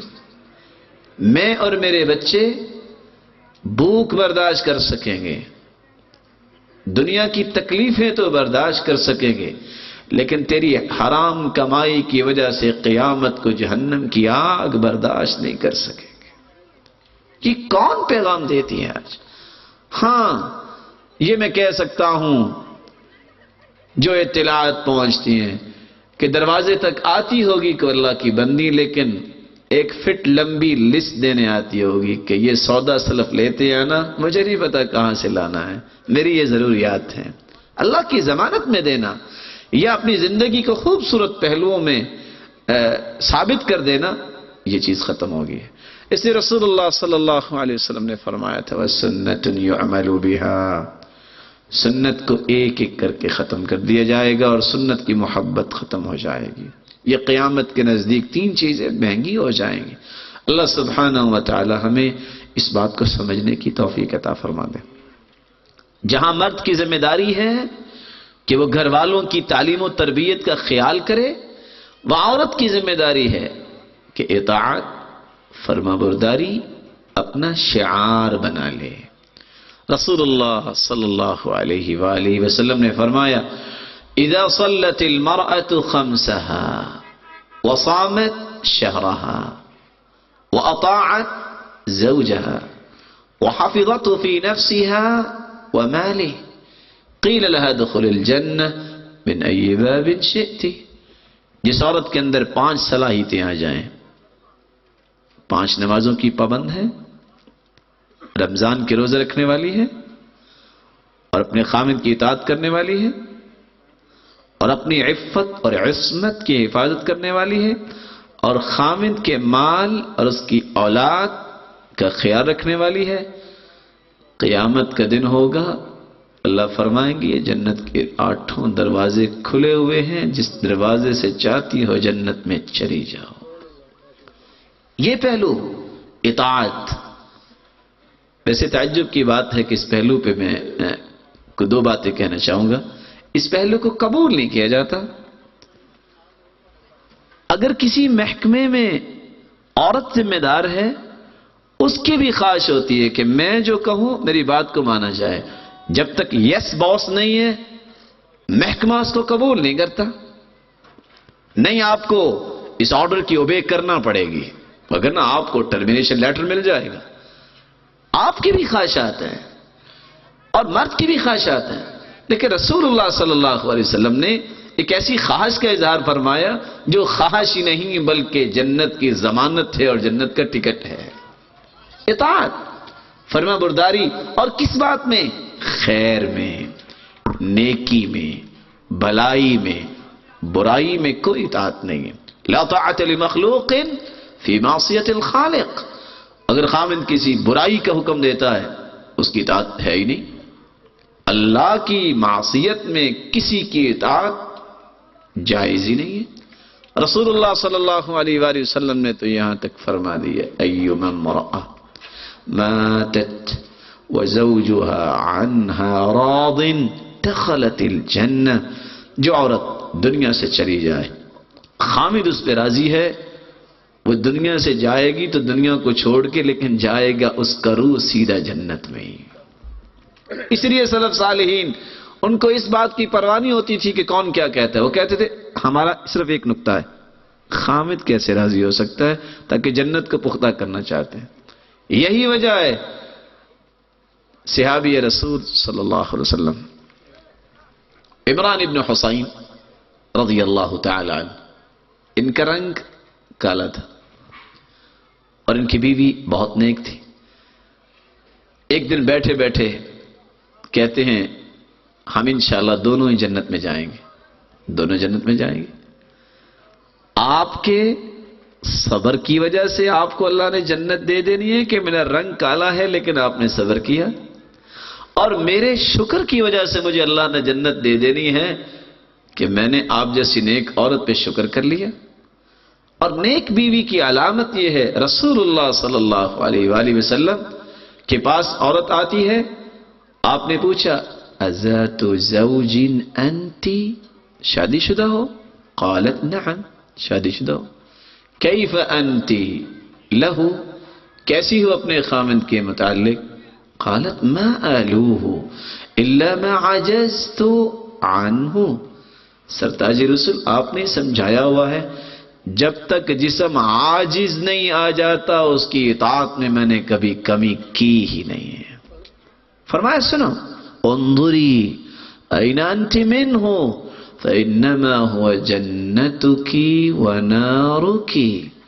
غور کر لے، وہ تیرے لیے جنت بھی ہے جہنم بھی ہے. بات ختم ہوگی. اطاعت کا یہ پہلو اللہ تعالیٰ کو اتنا پسند ہے. اور باتیں تو ساری 5 ہی ہیں نا، نماز پڑھ لے، روزے رکھ لے، نیکی کی بات پہ لبیک کہہ دے، بچوں کی تربیت اچھی کرے، اور خامد کے مال کی حفاظت کرے. کچھ چھٹا آپشن تو ہے ہی نہیں حدیث میں. اس پہلوؤں کو اختیار کرنے والی کے لیے بھی اللہ کی طرف سے نوید یہ ہے، جنت کی 8 دروازے کھلے ہوں گے، جس سے چاہے جنت میں چلی جائے. دوسرا اصول خامد کو چاہیے، اور اگر آپ تھوڑا سا غور کریں تو جو اصول میں بیان کر رہا ہوں اس کو اگر آپ چیک کریں تو آپ سمجھ سکتے ہیں کہ گھر کیوں اجڑتے ہیں. گھر اجڑتا ہے، گھر میں دین نہیں ہے، جہالت ہے. گھر کیوں اجڑتا ہے؟ بات نہیں مانتی یا وہ اس کا احترام نہیں کرتا. اور دوسرا اصول، یہ اصل میں گھر کو مضبوط بنانے کے اصول ہیں. مرد کی ذمہ داری ہے کہ وہ گھر کے اخراجات کو عبادت سمجھ کے پورا کرے. میں نے لفظ بہت موٹا بول دیا ہے اور آپ حیران ہوں گے کہ عبادت اور خرچ یہ کیسے ہو گیا. رسول اللہ صلی اللہ علیہ وسلم نے فرمایا، مقدام ابن معدی کریب رضی اللہ تعالی عنہ سے روایت ہے، ما اطعمت زوجتك فهو لك صدقہ وما اطعمت ولدك فهو لك صدقہ وما اطعمت خادمك فهو لك صدقہ وما اطعمت نفسك فهو لك صدقہ. تم اپنی گھر والی کو جو مال کھلاتے ہو، حتی ما تجعل فی فی امرأتک، حتی اللقمہ تجعلها فی فی امرأتک تکون لک صدقہ. تم اپنے گھر والی کو جو کھلاتے ہو، بچوں کی پرورش پہ خرچ کرتے ہو، خادم آپ کی متحدی میں کام کرنے والا، اس کا مشاہرہ، اس کی ضروریات کو پورا کرتے ہو، حتیٰ کہ جو اپنے اوپر خرچ کرتے ہو، شرط ایک ہے، وَهُوَ يَحْتَسِبُهَا، خرچ کرتے وقت یہ کہہ دے، میرے مالک بچوں کی پرورش ہے تو واجب، لیکن میرے مالک تو راضی ہو جانا. گھر والوں کی ضروریات پورا کرنا تو واجب، لیکن میرے مالک تو راضی ہو جانا. خادم ماتحتی میں کام کرنے والے کی ضروریات کا خیال کرنا تو واجب، لیکن اللہ تو راضی ہو جانا. قیامت کا دن ہوگا، تم نے اگر اربوں روپے بھی ان 4 مدات میں خرچ کیے ہیں تو نامہ اعمال میں یہ خرچ نہیں لکھا ہوگا، یہ تمہاری طرف سے صدقہ لکھا ہوگا. اور صدقہ عبادت. اور صحیح مسلم کی روایت، تو کاش کسی مرد کو یاد رہے تو اس کا گھر اجڑتا نہیں ہے. شریعت نا بڑی خوبصورت ہے، وہ صرف عورتوں کو ہی پیغام نہیں دیتی، مردوں کی بھی نوک پلک سیدھی کرتی ہے اتنا ہی جتنا عورتوں کی. اس لیے فرمایا، ایما رجل تزوج امرأة على ما قل من المہر او کسر وليس في نفسه ان يؤدي اليها حقها لقي اللہ وهو زان. جو شخص نکاح کرتا ہے، مہر تھوڑا دیتا ہے یا زیادہ، لیکن اس کے دل میں ہے کہ میں نے گھر والوں کی ضروریات کو پورا نہیں کرنا، حقوق کو پورا نہیں کرنا، دھوکہ دیتا ہے، فمات، مر جاتا ہے. قیامت کا دن ہوگا، اللہ کو اس حال میں ملے گا کہ وہ بدکاروں کی صف میں کھڑا ہو جائے گا. شریعت کامل تصور پیش کرتی ہے. اس لیے صحیح مسلم کی روایت، رسول اللہ صلی اللہ علیہ وسلم فرماتے ہیں، دینار انفقتہ فی سبیل اللہ ودینار تصدقت به علی مسکین ودینار انفقتہ فی رقبہ ودینار انفقتہ علی اہلک. ایک دینار اللہ کی راہ میں صدقہ کیا تو نے، ایک دینار مسکین کو دیا، ایک دینار گردن آزاد کرنے کے لیے دیا، اور ایک دینار گھر والوں کی جائز ضرورت کو پورا کرنے کے لیے دیا. میں نے ایک لفظ بولا ہے جائز، اس کی تھوڑی سی وضاحت کرنا چاہوں گا. 4 دینار ہیں. قیامت کا دن ہوگا، اعظم اجرا الذي انفقته على اہلک، مسکین پر، اللہ کی راہ میں، گردن کی آزادی میں، اور گھر والی پر. ان 4 دیناروں کا جب اجر سامنے آئے گا تو سب سے زیادہ اجر کا باعث وہ دینار ہوگا جو تم نے اپنے گھر والوں کی جائز ضرورت کو پورا کرنے کے لیے خرچ کیا. یہاں میں نے لفظ جائز بول دیا، اس کا ایک سبب ہے. رسول اللہ صلی اللہ علیہ وسلم نے فرمایا، مزاج مسلم یہ ہے، لا يأكل طعامك إلا تقي. وَلَا تُصَاحِبْ إِلَّا مُؤْمِنًا، تمہارا کھانا چونکہ حلال کا ہے، تمہارا کھانا متقی ہی کھائے، اور تمہارا دوست، تمہارا مصاحب، تمہارا ملازم، تمہارا زمیل اور تمہارا ہم نوالا ہم پیالہ مومن ہو۔ کیوں فرمایا؟ اس لیے کہ اگر یہ اوصاف اپنے ساتھی میں نہیں ہیں، اس کا مطلب ہے کہ یہ شیطانی شکنجے میں آ چکا ہے، صرف اپنے تعلق کو پالنے کے لیے لاکھوں برباد کرنے والا قیامت کو پھنس جائے گا۔ گھر میں ضرورت ہے اور اس ضرورت کا خیال نہیں، اور لوگوں میں مقام حاصل کرنے کے لیے بڑی بڑی دعوتیں چل رہی ہیں، بڑے بڑے ہوٹلز کے چکر لگائے جا رہے ہیں۔ یہ مزاج مسلم نہیں ہے، یہ مزاج شریعت نہیں ہے۔ اس کو یہ تو کہہ سکتے ہیں کہ دنیا کا رکھ رکھاؤ ہے اور دنیا کی ریل پیل کو ظاہر کرنا ہے۔ اللہ تعالیٰ نے مال کا شکر ادا کرنے کا تو حکم دیا ہے کہ مال ہے تو ضرورت مند کو دو، اللہ کے دین پہ لگاؤ، لیکن مال کی نمائش کا کوئی حکم نہیں ہے۔ رسول اللہ صلی اللہ علیہ وآلہ وسلم نے اسے فرمایا تیرا کھانا متقی ہی کھائے، وہ کھائے گا دعا دے گا، اور برا شخص کھائے گا تیرے مال میں اور طمع کرے گا، اور ایک وقت آئے گا یہ طمع اس کو اندھا کرے گا، اور پھر وہ تجھے اندھا کرنے کی سوچے گا، اور آخر تیرے مال میں اتنا طماع ہو جائے گا، اتنا حریص ہوگا کہ شاید تیری جان کو بھی ختم کر دے اس مال کو حاصل کرنے کے لیے۔ اور اس لیے قرآن نے ایک راز بیان کیا ہے، میں وہ پیش کرنا چاہتا ہوں۔ وَيَوْمَ يَعَضُّ الظَّالِمُ عَلَى يَدَيْهِ يَقُولُ يَا لَيْتَنِي اتَّخَذْتُ مَعَ الرَّسُولِ سَبِيلًا يَا وَيْلَتَىٰ لَيْتَنِي لم أتخذ فلانا خليلا لقد أضلني عن الذكر بعد إذ جاءني وكان الشيطان للإنسان خذولا۔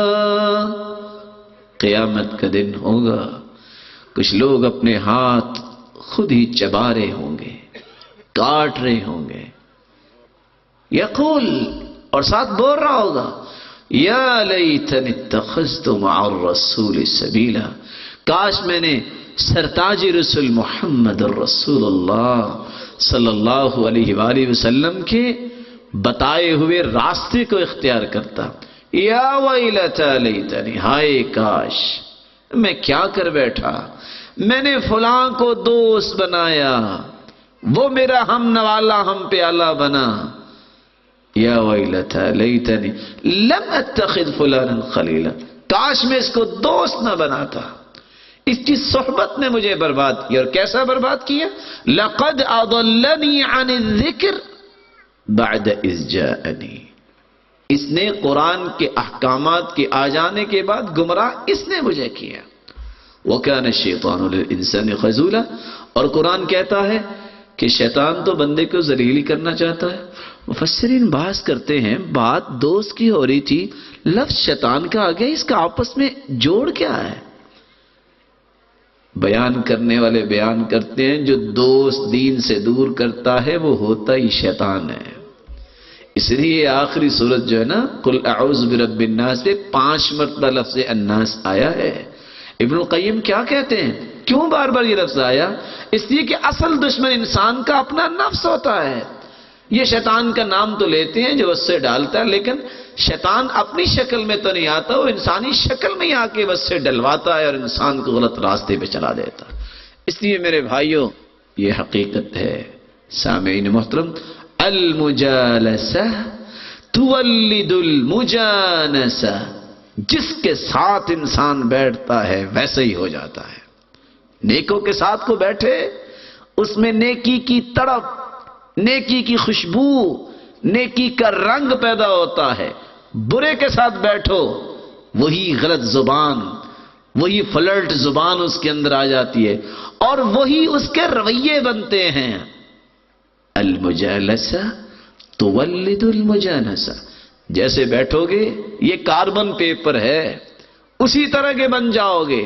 اور رسول اللہ صلی اللہ علیہ وآلہ وسلم نے اس لیے فرمایا مثل الجلیس الصالح والسوء کحامل المسک ونافخ الکیر، اچھا دوست اور برے دوست کی مثال کیسی ہے؟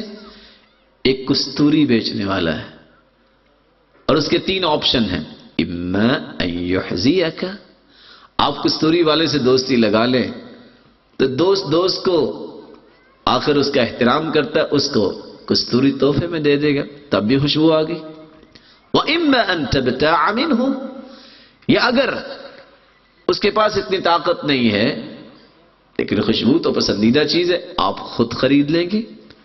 وَإِمَّا أَن تَجِدَ مِنْهُ رِيحًا طَيِّبًا، نہ آپ خریدنے کے اس وقت قابل ہیں نہ وہ آپ کو تحفہ دیتا ہے، کستوری والے کے پاس چند لمحات بیٹھیں گے تو معطر تو ہوں گے۔ صحبتكم فازددت نورا وبهجا ومن يصحب الطيب المعطر يعبق، اس لیے کہنے والا کہتا ہے میں نے جب سے آپ کا ساتھ اختیار کیا ہے میرے اندر خوشبو تو کیا میری روح بھی جو ہے وہ معطر رہتی ہے آپ کے ایمان کی خوشبو میں۔ ومن يصحب الطيب المعطر يعبق، اور جو خوشبو کے ساتھ رہنا پسند کرتا ہے جب ہوا آتی ہے تو یہ ہوا اس خوشبو کو دور دور تک پہنچانے والی ہوتی ہے۔ رسول اللہ صلی اللہ علیہ وآلہ وسلم نے فرمایا یہ ہے اچھا دوست، اور اس کی دنیا میں مثال کیسے فٹ کریں گے؟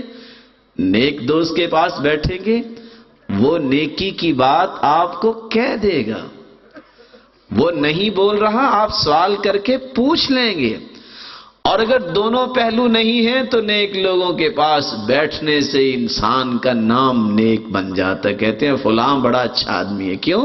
اس کی فلاں نیک آدمی سے بڑی صحبت رہی ہے۔ اور برا دوست کنافخ الکیر، یہ بھٹی رکھ کے پھونکے مارنے والا، لوہے کو گرم کرنے والا، اب اس کے پاس بیٹھو گے اما ان یحرق ثیابک، اب آگ جل رہی ہے کوئی چنگاری اڑ کے آئے گی تیرے کپڑوں کو جلا دے گی، بیٹھو اس کے پاس بھٹی کے۔ وَإِمَّا أَن تَجِدَ مِنْهُ رِيحًا خَبِيثًا، اور اگر برے کے ساتھ بیٹھو گے نہیں کپڑے جلے تو کم از کم دھواں تو برداشت کرنا ہی پڑے گا نا۔ یہی وجہ ہے کہ برا یا تو تمہیں اپنے جیسا برا بنا لے گا، نہیں تو آپ اس کی برائی میں ملوث ایسے ہوں گے لوگ کہیں گے دیکھا ہے یہ اس کے ساتھ ہی بیٹھا ہوا تھا۔ اس لیے شاعر کہتے ہیں قل لی من تعاشر قلت من انت، مجھے بتاؤ کس کے ساتھ بیٹھتے ہو میں تیری حقیقت کھول کے رکھ دیتا ہوں۔ لا تسأل عن قرینی، لا تسأل عن المرء واسأل عن قرینی وكل قرین بالمقارن یقتدی، کسی کے بارے میں پوچھنا ہو تو دیکھو یہ کس کے ساتھ بیٹھتا ہے، اس کی شناخت اس کے دوست ہوتے ہیں۔ اس لیے کہنے والے نے سچ کہا ہے الناس کاسراب القطع، انسان پرندوں جیسا ہے۔ آپ نے دیکھا ہو کبھی فاختہ اور کوا اکٹھے بیٹھے ہو سکتا ہے؟ امام مالک رحمت اللہ علیہ یہ بات پڑھی، باہر نکلے تھے کوا اور فاختہ اکٹھی بیٹھی، فتعجب، بڑے پریشان ہو یہ کیا ہو گیا، کوا اور فاختہ کا تو کوئی تعلق ہی نہیں ہے، یہ کیسے بیٹھ گئے؟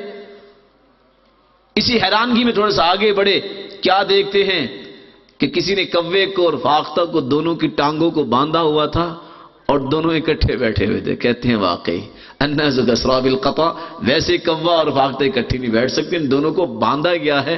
اسی طرح شیطان باندھ دے تو باندھ دے کسی غلط کو اچھے کے ساتھ اور اچھے کو غلط کے ساتھ، نیک آدمی کبھی برے کی صحبت کو پسند نہیں کرتا۔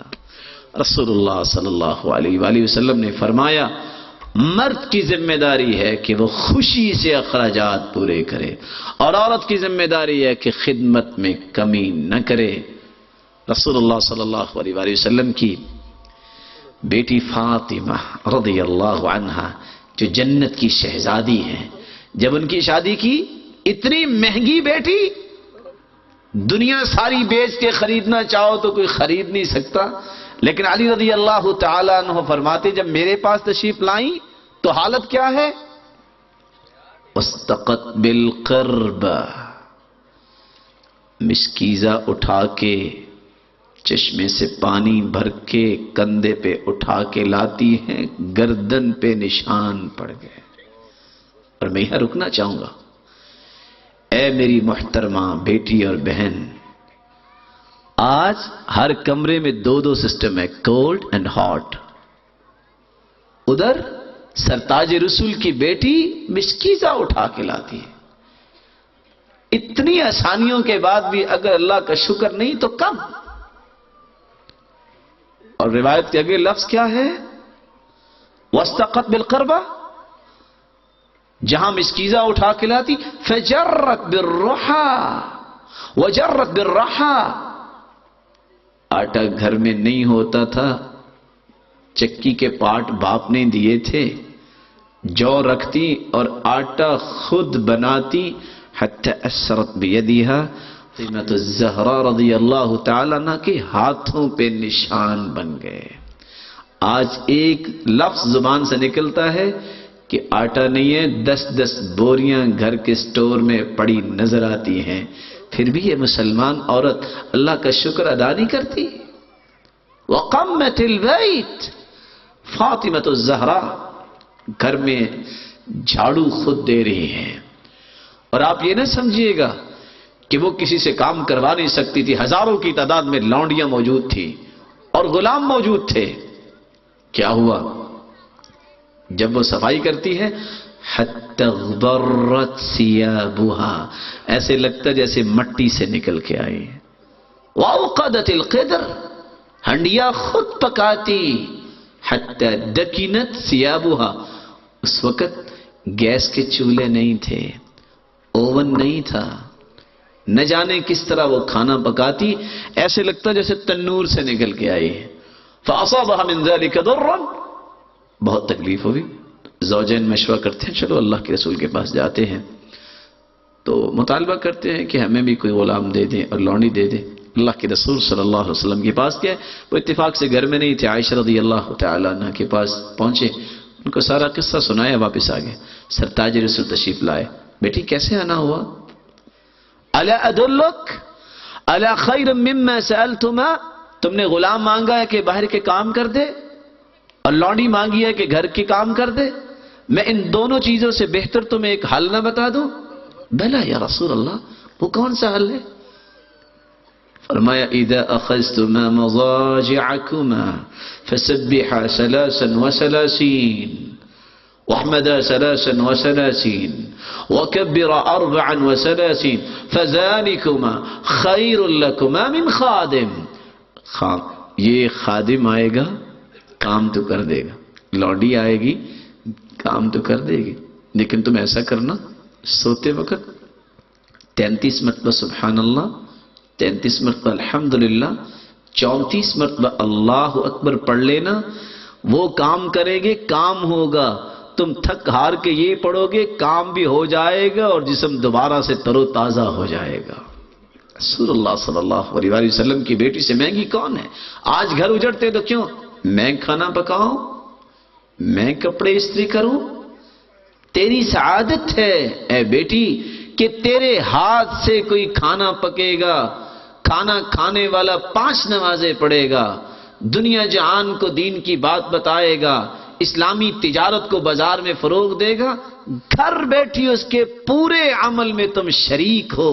جتنی نیکیاں اس کے نام اعمال میں لکھی جائیں گی، بغیر محنت کے آپ کے نام اعمال میں بھی اتنی ہی لکھی جائیں گی. من دل علی خیر فلہ اجر مثل فاعلی، جو نیکی کے لیے سبب بنتا ہے اس کو بھی اتنا ہی اجر ملتا ہے جتنا نیکی کرنے والے کو اجر ملتا ہے. رسول اللہ صلی اللہ علیہ وآلہ وسلم نے یہ دوسرا اصول سمجھایا. تیسرا اور آخری اصول، مرد کو چاہیے کہ حسن معاشرت کرے. حسن معاشرت کا مفہوم کیا ہے؟ زندگی کے 4 دن ہیں، اس کو خوبصورت بنائے. کسی چھوٹی سی بات کو، جو بیوی کی بات ہے، انسان ہے، اس سے بات تو ہو سکتی ہے، اس کی بات کو پہاڑ نہ بنا لے. حسن اخلاق، جس طرح اللہ تعالیٰ نے اس کو بڑا بنایا ہے، دل بھی بڑا رکھے. لا یفرق مؤمن مؤمنہ ان کرہ منہا خلقا رضی بہا آخر، اگر دیکھتا ہے کہ اس کی بیوی میں ایک عیب ہے، ایک کمی ہے، ایک کوتاہی ہے، اس میں کچھ اچھائیاں بھی تو ہوں گی نا، بغیر اچھائیوں کے اس کو لے کے کیسے آیا؟ آخر بڑی خوشی سے گیا تھا اور بہت سارے معزز لوگوں کو ساتھ لے کے گیا تھا۔ اب اس کے لیے جائز نہیں ہے کہ وہ گھر میں آ گئی ہے اس کی قباحتیں بیان کرے، یا اس کے چہرے پہ تھپڑ مارے، یا انسانیت کے دائرے سے نکلتے ہوئے حیوانگی دائرے میں داخل ہو کے دھکے مار کے گھر سے نکالے۔ یہ شریعت نے حکم ہی نہیں دیا۔ فرمایا اگر تم نے تربیت بھی کرنی ہے فَاهْجُرُوهُنَّ فِي الْمَضَاجِعِ، انسان ہے اس کے احترام کو باقی رکھو، گھر میں ہی رکھو، گھر سے باہر نہ نکالو۔ ہاں کلام ختم کر لو، بہت بڑی آزمائش ہے، کلام نہ کرو، تربیت ہے۔ اسے بستر الگ کر لو، تربیت ہے۔ دنیا کے اندر کوئی ایسی تربیت نہیں ہے کہ جس طرح جانور کو دھکا دے کے باہر نکالا جاتا ہے کسی انسان کو بھی دھکا دیا جائے۔ یہ اس وقت باتیں سامنے آتی ہے جب انسان حیوانی دائرے میں داخل ہوتا ہے اور انسانی دائرے سے نکل جاتا ہے۔ انسان کو اللہ تعالیٰ نے اسی لیے اشرف المخلوقات بنایا ہے کہ یہ عقل سے کام لیتا ہے، یہ اپنے احترام کو بھی باقی رکھتا ہے، دوسرے کا احترام بھی کرتا ہے۔ رسول اللہ صلی اللہ علیہ وسلم نے فرمایا خیرکم لأہلہ وانا خیر لأہلی، لوگو تم میں بہترین وہ نہیں ہے جو دوستوں کے معاملے میں بہتر ہے، تم میں بہترین نہیں ہے وہ جو کاروبار میں بہتر ہے، تم میں بہترین وہ نہیں ہے کچھ دنیا میں مقام لیے بیٹھا ہے، تم میں بہترین وہ ہے جو اپنی گھر والی کے معاملے میں بہتر ہے۔ اور میں اپنے گھر والی کے معاملے میں بہت بہتر ہوں، سرتاج رسول فرما رہے۔ اور حالت کیا تھی؟ صحیح بخاری کی روایت ہے، اسود نے سوال کر دیا ماذا يصنع النبی صلی اللہ علیہ وسلم فی بیتی، سرتاج رسول کے معمولات مبارکہ کیا تھے گھر میں؟ تو عائشہ رضی اللہ تعالی عنہ فرماتی ہیں کان فی مہنۃ اہلی، ہم تو خدمت کرتی تھی، ایسے لگتا تھا کہ وہ ہماری خدمت کر رہے ہیں، وہ ہماری خدمت کر رہے ہیں۔ لیکن آج کیا کہیں، آج ہم نے ریگولیشنز ایسے بنا لی ہے، کہتے جی مینرز یہ ہے، ایٹیکیٹس یہ ہیں کہ بس بیوی کو اپنے پاؤں تلے رکھو، اس کو جوتی سمجھو۔ اور کہنے والے نے سچ کہا، جو بیوی کو جوتی سمجھتا ہے خود بھی تو پاؤں ہی ہے نا، اور جو بیوی کو تاج سمجھتا ہے خود بھی تو سر کی طرح بلند ہی ہے نا۔ تو یہ سوچ کی بات ہے۔ سرتاج رسول صلی اللہ علیہ وسلم تو خواہشات کا احترام کر رہے ہیں۔ عائشہ فرماتی ہے کنت عند النبی صلی اللہ علیہ وسلم العب بالبنات وهن اللعب، میں اللہ کے رسول کے پاس آئی، اس وقت بھی میرے پاس چھوٹی چھوٹی گڑیا تھی، میں اس وقت بھی کھیلا کرتی تھی، اور میری پڑوسن آ جاتی، ہم کھیلتی ہوتی۔ فَإِذَا دَخَلْ، جب اللہ کے رسول داخل ہوتے، يَنْقَمِعْنَ مَعَهُ، تو ساری بچیاں بھاگ جاتی۔ تو سرتاج رسول کیا فرماتے؟ فَيُسَرِّبُهُنَّ، کہتے بلاؤ ان کو، چلو آپ نے کھیلنا ہے، اپنا کھیل مکمل کر لو۔ احترام، رسول اللہ صلی اللہ علیہ وآلہ وسلم نے جائز خواہشات کے احترام کو فروغ دیا ہے۔ اور اس کے مقابلے میں عورت کی ذمہ داری کیا ہے؟ جس طرح وہ حسن معاشرت کرتا ہے، اس کو بھی چاہیے زندگی کا کوئی ایسا لمحہ نہیں آنا چاہیے کہ اس کو ٹینس ہونا پڑے، اس کو پریشان ہونا پڑے، بلکہ خدیجہ رضی اللہ تعالی عنہا کی سنت کو زندہ کرے۔ کیسی سنت؟ جب وہ اللہ کے رسول سخت پریشان تھے تو ورقہ بن نوفل کے پاس کون لے کے گئی تھی؟ خدیجہ رضی اللہ تعالی عنہ۔ اور خدیجہ رضی اللہ تعالی عنہ نے کس طرح تسلی دی، کس طرح آپ کی پریشانی کو کنٹرول کیا، اور کیسی ان کے ساتھ محبت ہے۔ غار حرا میں سرتاج رسول بیٹھے ہیں، اور یہ روایت پڑھ کے تو انسان ورطہ حیرت میں چلا جاتا ہے، پتہ نہیں کس طرح کھانا پکایا ہوگا، ٹفن میں بند کیا، میں ٹفن بول دیا اس وقت تو شاید کیا تھا، برتن کے لفظ آتے ہیں، گھر سے کھانا پکایا، اور آج سارے نوجوان بیٹھے ہیں۔ ویسے تو غار حرا میں جانا کوئی سنت نہیں ہے، نہ آپ نے حکم دیا ہے، لیکن آج بھی اگر کوئی غار حرا میں جانا چاہے تو نوجوان کی جوانی جو ہے اس کو پتہ چل جاتا ہے کہ میں کہیں جا رہا ہوں، پہاڑ ہے۔ کس طرح وہ عورت ذات گھر سے کھانا پکا کے چلی۔ اللہ تعالیٰ کو یہ محبت، یہ خدمت اتنی پسند آئی، جبریل کو بھجوا دیا. وہ ابھی نہیں پہنچی، جبریل ہواؤں اور فضاؤں میں تیرتے ہوئے غار حرا میں پہلے پہنچ گئے اور کہتے ہیں یا محمد صلی اللہ علیہ وسلم ان هذه خدیجہ قد اتتک، آپ کی زوجہ مطہرہ خدیجہ آ رہی ہیں. فی یدها اناء فیہ ادام او شراب، ایک ایسا برتن اس کے ہاتھ میں ہے، پانی بھی ہے کھانا بھی ہے. اس سے میں نے ٹفن کا نام لے لیا. جب آ جائے فَإِذَا أَتَتْكَ فَقْرَ عَلَيْهَا السَّلَامَ مِن رَبِّهَا، اس کو کہنا تیرا رب تجھے سلام کہتا ہے. اتنا بڑا انعام. فَقْرَ عَلَيْهَا السَّلَامَ مِن رَبِّهَا وَمِنِّي، اور میں سرتاج ملائک ہوں، مجھ جبریل کی طرف سے بھی کہہ دینا کہ خدیجہ تجھ کو سلام ہو میری طرف سے بھی. ابھی رکا نہیں پیغام. فبشرها ببیت فی الجنہ من قصب لا نصب فیہ ولا صخب. یہ پہاڑ پہ چڑھتی آ رہی ہے، پہاڑ پہ چڑھنے والوں کو پتا ہے سر چکراتا ہے اور سر میں درد ہوتی ہے، تھکاوٹ ہوتی ہے. اس کو ساتھ خوشخبری بھی دے دینا تیرا جنت میں ایسا گھر بنا دیا ہے جہاں نہ کبھی سر درد ہوگی نہ کبھی تھکاوٹ ہوگی. یہ مقام عورت کو لینا چاہیے. اور مجھے رملہ بنت زبیر رضی اللہ تعالی عنہ کی بات یاد آ گئی. کیسی بیٹی؟ خالد، جن کی طبیعت بڑی گرم تھی، چھوٹی چھوٹی بات پہ وہ کچھ سخت سست سنا دیتے تھے. اور رملہ بنت زبیر رضی اللہ تعالی عنہ کی تربیت زبیر رضی اللہ تعالی عنہ نے کی تھی. ایک دن گھر میں آئے، بہت سنائی اور وہ خاموشی سے بیٹھی رہی، ذکر میں مشغول ہے. سبحان اللہ، ایک طرف سے بری باتیں ہو رہی ہے یا بڑی باتیں ہو رہی ہیں اور ایک طرف سے ذکر ہے. ان کو اور غصہ آ گیا. کہتے ہیں اس لیے خاموش بیٹھی ہو کہ میں غلط کہہ رہا ہوں، یا اس لیے خاموش بیٹھی ہو کہ اپنے بھائیوں کو بتا کے میرے ساتھ کچھ کرواؤ گی؟ فتبسمت، مسکرائی اور کہتی ہے لا ھذا ولا ذاک، نہ اس لیے خاموش بیٹھی ہوں کہ آپ نے کوئی غلط بات کہی ہے، اگر کہی ہے تو آپ نے کہی، نہ اس لیے بیٹھی ہوں کہ میں شکایت کروں گی جا کے. اب میں شکایت کیسے کروں؟ انما نحن ریاحین للشم والضم ما لنا وللدخول بین الرجال. آپ کی مردوں کی باتیں ہیں، ہمیں تو اللہ تعالیٰ نے پھول بنایا اور ان کا مطلب خوشبو دینا ہے، اور ہم اپنی ذمہ داری پورا کر سکتی ہیں. مردوں کی باتوں میں آنے کی ہماری ذمہ داری ہے ہی نہیں. 24 سال تک یہ شخص زندہ رہا، دوبارہ اس کی زبان پہ کوئی لفظ نہیں آیا اس عورت کے بارے میں. کس کی حکمت اور دنائی سے یہ گھر روضۃ غنا، یہ باغیچہ بنا؟ اس عورت کی حکمت اور دنائی سے. رسول اللہ صلی اللہ علیہ وسلم نے اسے فرمایا لا تؤذی امرأة فی الدنیا زوجها، لا تؤذی امرأة فی الدنیا زوجها الا قالت زوجته من الحور العین قاتلک اللہ انما هو دخیل عندك یوشک ان یفارقك الینا. جو عورت اپنے گھر والے کو تنگ کرتی ہے تو جنت کی جو حور اللہ نے تیار کی ہوتی ہے وہ آسمان دنیا پہ جھانک کے کہتی ہے اللہ تیرا برا کرے، تیرے ٹکڑے ہوں تو کیوں اس کو تنگ کر لیے. اس کی مہمان نوازی ہم ہی کر کے دکھائیں گی جنت میں. آخری گزارشیں پیش کر کے بات کو ختم کرتا ہوں.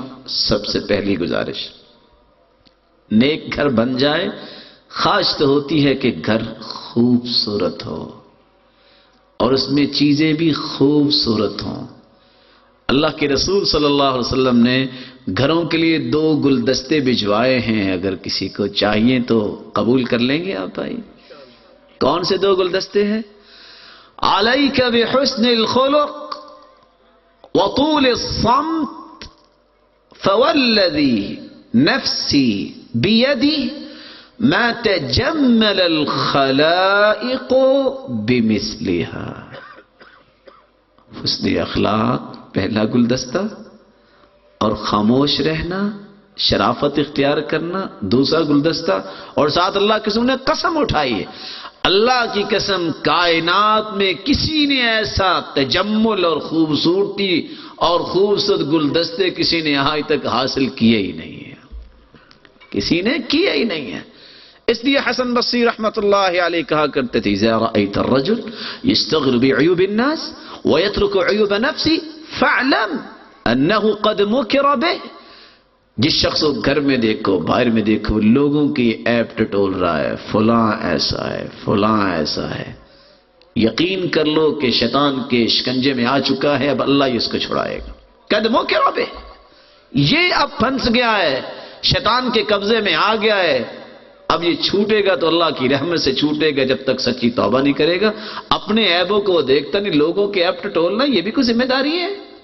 اس لیے ابراہیم النخعی فرمایا کرتے تھے لا تجالسوا اہل الاہواء، جو خواہش کو پورا کرنے والے ہیں، دین کی سمجھ نہیں، خواہشات کو مقدم کرنا چاہتے ہیں. یہ خواہش ہے نا، اس کو برا کہو اس کو برا کہو. دین کیا کہتا ہے؟ زبان کی حفاظت کرو. ایسے لوگوں کے ساتھ مت بیٹھو. فَإِنَّ مُجَالِسَتَهُمْ تُذْهِبُ بِنُورِ الْإِيمَانِ، ایسے لوگوں کے پاس بیٹھنے سے انسان کا اپنا ایمان ختم ہو جاتا ہے. وَتُصْلِحُ مَحَاسِنَ الْوُجُوهِ، چہرے کی رونقیں انسان کی اڑ جاتی ہیں ایسی مجلس میں بیٹھنے سے. اور آگے کیا فرمایا؟ وَتُذْهِبْ وَتُسْلِبْ بُغْضَةً فِي قُلُوبِ الْمُؤْمِنِينَ، اور مومنوں کے دل میں بغض پیدا ہو جاتا ہے ایسی مجلس سے. اور سچی بات یہ ہے کہ انسان کی عقل مندی کی یہ علامت ہے کہ اس کی زبان پہلے ہے کہ دل پہلے ہے. اس لیے کہنے والے نے کہا لسان المؤمن من وراء قلبی، مومن کی زبان دل کے پیچھے ہوتی ہے، جو صحیح بات ہو وہ کرے گا نہیں تو چپ رہے گا. اور منافق کی زبان دل سے آگے ہوتی ہے، دل سوچتا اس وقت ہے جب وہ بات کر چکا ہوتا ہے. رسول اللہ صلی اللہ علیہ وآلہ وسلم نے صحابہ کی ایسی تربیت کی کہ وہ اپنے آپ کو سیدھا کرنے کی کوشش کرتے. اصلح نفسک یصلح لک الناس، تم خود سیدھے ہو جاؤ ساری دنیا سیدھی ہو جائے گی. نعیب زماننا والعیب فینا وليس العیب فی الزمان سوانا، ہم لوگوں پہ عیب لگاتے ہیں، شاید ہم ان سے برے ہوں، اور شاید کہنے والا کہتا ہے کہ جتنے ہم برے ہیں ہمارا نام ہی عیب رکھا جائے تو کہ مبالغہ نہیں ہوگا. اور نیک لوگوں کی بات میں سنا دوں، وہ تو کہا کرتے تھے فَوَاللَّهِ لَوْ عَلِمُوا قَبِيحَ سَرِيرَتِي لَأَبَى السَّلَامَ عَلَيَّ مَنْ يَلْقَانِي وَلَأَعْرَضُوا عَنِّي وَمَلُّوا صُحْبَتِي وَلَبَعْتُ بَعْدَكَ حِينَ يَرَانِي لَكِنْ سَتَرْتَ مَعَايِبِي وَمَخَالِبِي وَحَلُمْتَ عَنْ سَقَطِي وَعَنْ طُغْيَانِي. اللہ کی قسم میرے اندر اتنی کمیاں ہیں، اگر لوگوں کو پتہ چل جائے تو مجھ سے مسافہ کرنے والے مسافہ کرنے سے انکار کر دیں. لیکن میرے مالک تو نے پردہ ڈالا ہوا ہے، تو نے چادر ڈالی ہوئی ہے، اور حلم و بردباری سے تو نے مجھے یہ نعمتوں سے نوازا ہے. مجھے معاف کر دے اور میرے ان گناہوں کو بھی معاف کر دے جس کا تجھے پتا ہے لوگوں کو پتا نہیں. تصل الذنوب إلى الذنوب وترتجي درج الجنان وفوز نيل العابدين أنسيت ربك حين أخرج آدم منها إلى الدنيا بذنب واحد. انسان گناہ پہ گناہ کرتا ہے، لیکن جب بھی بات کرتا ہے میں اچھا ہوں وہ برا ہے، میں جنت میں جاؤں گا وہ جہنم میں جائے گا. استغفر اللہ. اللہ کے رسول تو یہودی اور عیسائیوں کو بھی اسلام کی نعمت دلوا کر جنت میں لے جانے کی سوچیں، اور ہم بیٹھے بیٹھے لوگوں کو کافر اور جہنمی بنائیں. اس لیے کہنے والے نے سچ کہا، جس شخص کی یہ خواہش ہو کہ فلاں جہنم میں جائے فلاں جہنم میں جائے، اس کے اور ابلیس کے فکر میں فرق کیا ہے؟ انما يدعو حزبه ليكونوا من اصحاب السعير. شیطان بھی تو یہی کہتا ہے کہ آؤ جہنم کی طرف. اگر کسی مسلمان کی فکر یہ پیدا ہو جائے کہ میں نے لوگوں کو جہنمی بنانا ہے، اس کے اور ابلیس کے فکر میں فرق کیا ہے؟ اس کی ذمہ داری تو یہ ہے لوگوں کو جنت کی راہ دکھائے. سرتاج رسول کا امتی ہے، جنت دکھائے. اور کامیاب تاجر وہ ہوتا ہے جو اپنی دکان سجاتا ہے اگر اپنی دکان کے پھٹے پہ بیٹھ کے وہ سارا دن باس ہی کرتا رہے، فلاں اس کی دکان تو ایسے ہی ہے، فلاں اور چھوڑو جی اس کا تو ریٹ ہی اچھا نہیں ہے، وہ نہیں جی اس کی تو لوکیشن ہی اچھی نہیں ہے، جتنے گاہک کسٹمر آئیں گے وہ بھی کہیں گے یہ جو ہے باتیں کرنے والا یہ کسی اور کے پاس چلتے ہیں، اس نے ہمارا وقت ہی ضائع کرنا ہے۔ تاجر کامیاب ہوتا ہے جو اپنی دکان سجاتا ہے، کسی کی طرف نہیں دیکھتا، کہتے ہیں میری دکان کیسے خوبصورت بن سکتی ہے، اس میں اٹریکشن کیسے پیدا ہو سکتی ہے کہ دیکھنے والا ایک مرتبہ بیٹھ جائے صحیح تو پھر اٹھے گا نہیں۔ یہ ہے کامیاب تاجر۔ کیا مطلب؟ کل تاجر من وراء تجارتی کل الناس یغدو فبائع النفس فمعتقها او موبقها۔ ہر روز انسان اٹھتا ہے، اپنے آپ کو بیچتا بھی ہے، خریدتا بھی ہے، کوئی آزاد کرتا ہے جہنم سے، کوئی پھنس جاتا ہے، اور ہر تاجر اپنی تجارت کے پیچھے ہوتے ہیں۔ مومن کی بھی تجارت جنت کی تجارت ہے۔ کیسی تجارت؟ وہ سوچتا ہے کہ میرے اندر کون سی کمی ہے وہ دور ہو جائے تاکہ دکان سج جائے، میں سستی کر رہا ہوں نماز میں، دوبارہ نہیں ہونی چاہیے، مجھ سے جھوٹ بولا گیا، استغفر اللہ، اللہ میں آج کے بعد جھوٹ نہیں بولوں، غلط بات ہوگی، استغفر اللہ، یا اللہ پچھلی معاف کر دے، آئندہ سے میری سچی تھا۔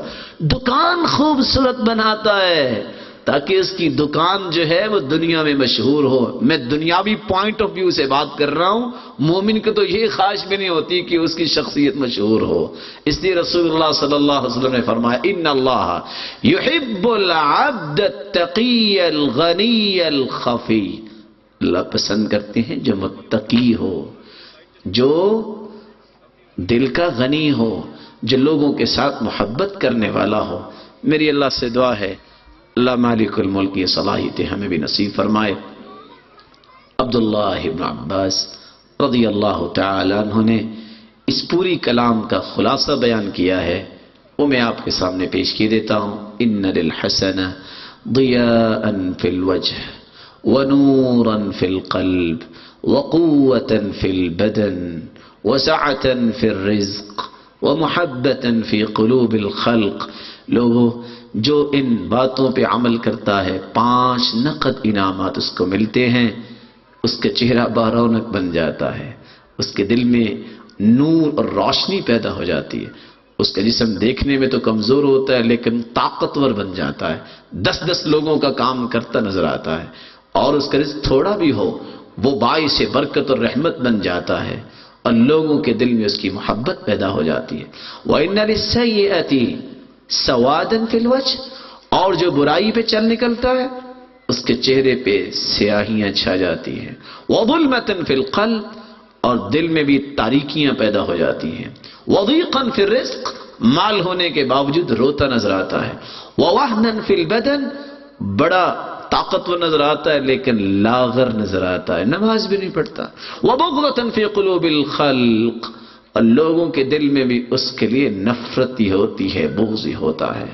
صحابہ کرام رضوان اللہ تعالی علیہ مجمعین نے انہی بنیادوں کو اور انہی اصولوں کو اپنی زندگی کا محور بنایا، اور پھر اس کے تسلسل کو آگے بھی چلایا۔ کیوں چلایا؟ ان الرجل لترفع درجته فی الجنہ، قیامت کا دن ہوگا، ایک بندے کا مقام بلند ہوگا، بندہ کہے گا یا ربی انا لہذا، اللہ یہ مقام مجھے کیسے مل گیا، میں نے تو یہ عمل نہیں کیا تھا۔ جواب ملے گا باستغفاری ولدک لک، تیرے بچے نے تیرے لیے دعا کی، استغفار کیا، ہم نے پہاڑ بنا کے تیرے نام اعمال میں شامل کر دیا۔ بچوں کی تربیت، کیسی تربیت؟ ایک ایک پہلو پہ غور۔ آج ہم تو کمزور لوگ ہیں، جب خوشی کا موقع آیا بیٹے کو ریشم کا لباس پہنا دیتے۔ ادھر حجاج ابن حسان کیا کہتے ہیں کہ انس رضی اللہ تعالیٰ عنہ کے پاس میں گیا، بیٹے نے ریشم کا لباس پہنا، چھوٹا بچہ، اب چھوٹے بچے کو کیا کہیں، اس کو سمجھ ہی نہیں ہے، اور ہم یہ کہہ کے ہر بات کو ٹال دیتے ہیں، بے سمجھ ہے، اور آج کل تو 40 سالہ بچے بھی بے سمجھ ہی ہوتے ہیں بیچارے۔ جب آئے فمسح رأسه، انس رضی اللہ تعالیٰ نے سر پہ پیار دیا، وبرک، اور برکت کی دعا کی۔ جب دیکھا فلما دنا من عبد اللہ، جب بچہ قریب ہوا دیکھا کہ اس کے بال ایک طرف سے بڑے ہیں ایک طرف سے چھوٹے ہیں، کہتے ہیں یہ کیا؟ قصوا هذین، ان کو کاٹو، اترکوہ کلہ او احلقوہ کلہ، یا تو سارے مڈوا دو یہ سارے چھوڑ دو، یہ میری اور آپ کی خواہش ہے کہ یہ پیالہ کٹ ہے، یہ فلاں کٹ ہے، اور حدیث کے الفاظ کیا؟ فَإِنَّهَا زِيُّ الْيَهُودِ، یہ یہودیوں کا طریقہ ہے کہ کہیں سے بڑے کہیں سے چھوٹے. اور کس کا محاسبہ ہو رہا ہے؟ چھوٹے بچے کا. پہلے پیار دیا، برکت کی دعا کی، پھر اس کو پکڑ کے جھنجھوڑا. دیکھنے والا سوچتا ہے اخلاق نہیں ہے، بچے کو کیا پتا، لیکن جھنجھوڑا کیوں؟ اس کے لانے والے کو سمجھ آ جائے یہ کیا ہے. عبداللہ بن مسعود رضی اللہ تعالیٰ عنہ کی بیوی نے ریشم کا لباس پہنا کے بچے کو بھیج دیا. کہتے مرحبا بابنی، میرے بیٹے مرحبا، خوش آمدید، ویلکم.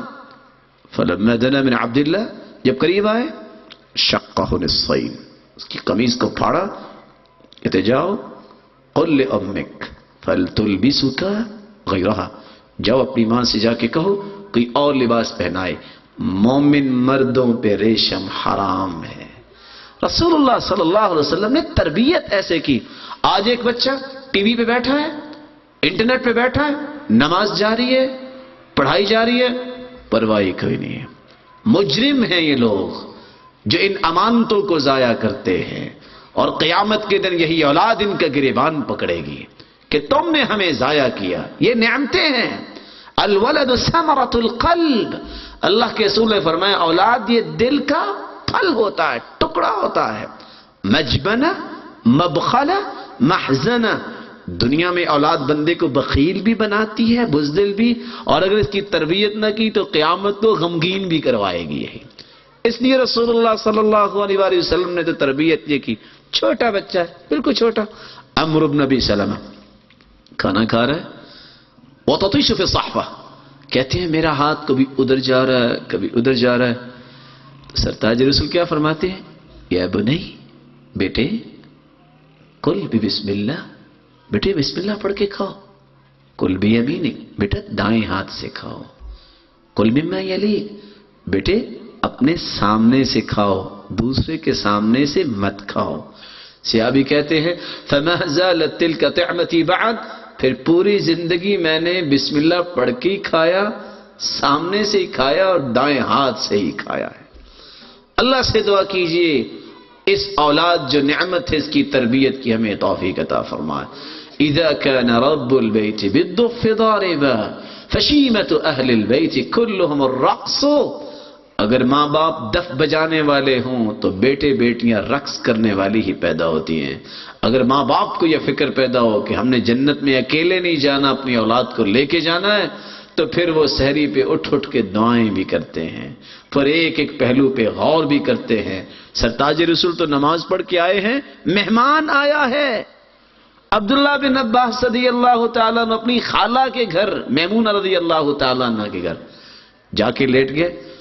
آ کے کہتے السلام علیکم ورحمۃ اللہ وبرکاتہ. سلام کہا، پوچھا اصلی الغلام، یہ بچہ نماز پڑھ کے سویا ہے؟ آج اکثر اولاد خراب ہوتی ہے تو خالہ کے ہاتھ سے خراب ہوتی ہے. بسد احترام یہ لوگوں کا ایک ویو ہے جو میں پیش کر رہا ہوں. کیوں؟ ماں اگر پابندی کرواتی بھی خالہ کہتی چھوڑو تھکا ہوا ہے. اور میں حیران ہوں اسحاق الفزاری کی بات پہ جب انہوں نے سوال کیا کہ یہ قرآن کہتا ہے کہ بچہ جو ہے بغیر اجازت کے کسی کے گھر نہ جائے. ما حد الطفل الذي يستأذن، کتنے بچے کو کسی کے گھر جاتے وقت اجازت لے کے جانا چاہیے؟ تو وہاں امام اوزائی نے جواب کیا دیا؟ 4 سنین، 4 سال کے بچے کو یہ سینس دینی چاہیے جب کسی کے کمرے میں گھر میں جائے تو نوک کر کے جائے. آج 40 سالہ بچہ بھی آتا ہے اور کہتا ہے نہیں یہ میری فرسٹ کزن کا گھر ہے، یہ میری سیکنڈ کزن کا گھر ہے. رسول اللہ صلی اللہ علیہ وآلہ وسلم سے بڑھ کے کوئی پاک باز دنیا میں پیدا ہوا؟ کوئی متقی پیدا ہوا؟ اور اس کے فرامین ہیں کہ اپنے والدہ کے گھر میں بھی جاؤ تو دروازہ کھٹکھٹاؤ پھر داخل ہو. اللہ سے دعا کیجیے اللہ تعالیٰ میری اور آپ کی تربیت بہتر فرمائے تاکہ ہم اپنی اولادوں کی تربیت بہتر کر سکیں. اللہ سے دعا ہے جو بیمار ہیں اللہ ان کی بیماری کو شفا میں بدل دے، جو کسی مصیبت میں اللہ ان کی مصیبت کو خوشیاں بنا دے، جو کسی تنگی میں اللہ ان کی تنگی کو آسانیاں بنا دے. صاحب اولاد بیٹھے ہیں ان کی اولاد کو اللہ نیک بنائے. دست و بازو بنائے، آنکھوں کی ٹھنڈک بنائے، صدقہ جاریہ بنائے، اور جو بے اولاد ان کی جھولیوں کو بارونق بنائے، اور جو صاحب مال ہیں ان کے مال میں برکت فرمائے، اور اللہ سبحانہ و تعالیٰ ان کو تقوی نصیب فرمائے، ان کو آزمائشوں اور فتنوں سے بچائے، اور بے روزگار کو تونگر بنائے، مقروض کی غیبی خزانوں سے مدد فرمائے۔ جس طرح آج ہم اللہ کے دین کی بات سننے کے لیے جمع ہیں، اللہ ہمیں جنت الفردوس میں بھی جمع فرمائے۔ وما علیہ الا البلاغ۔ ساتھیوں کے پاس ٹائم کافی ہو گیا۔ اعوذ باللہ من الشیطان الرجیم، بسم اللہ الرحمن الرحیم۔ آمن الرسول بما أنزل إليه من ربه والمؤمنون كل آمن بالله وملائكته وكتبه ورسله لا نفرق بين أحد من رسله وقالوا سمعنا وأطعنا غفرانك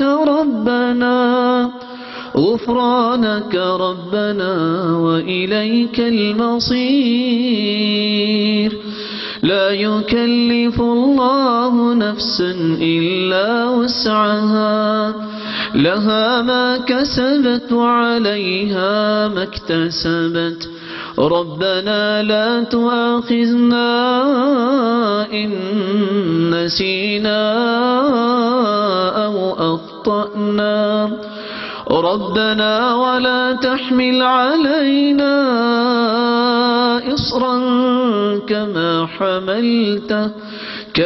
حملته على الذين من قبلنا ربنا ولا تحملنا ما لا طاقة لنا به واعف عنا واغفر لنا وارحمنا أنت مولانا فانصرنا على القوم الكافرين۔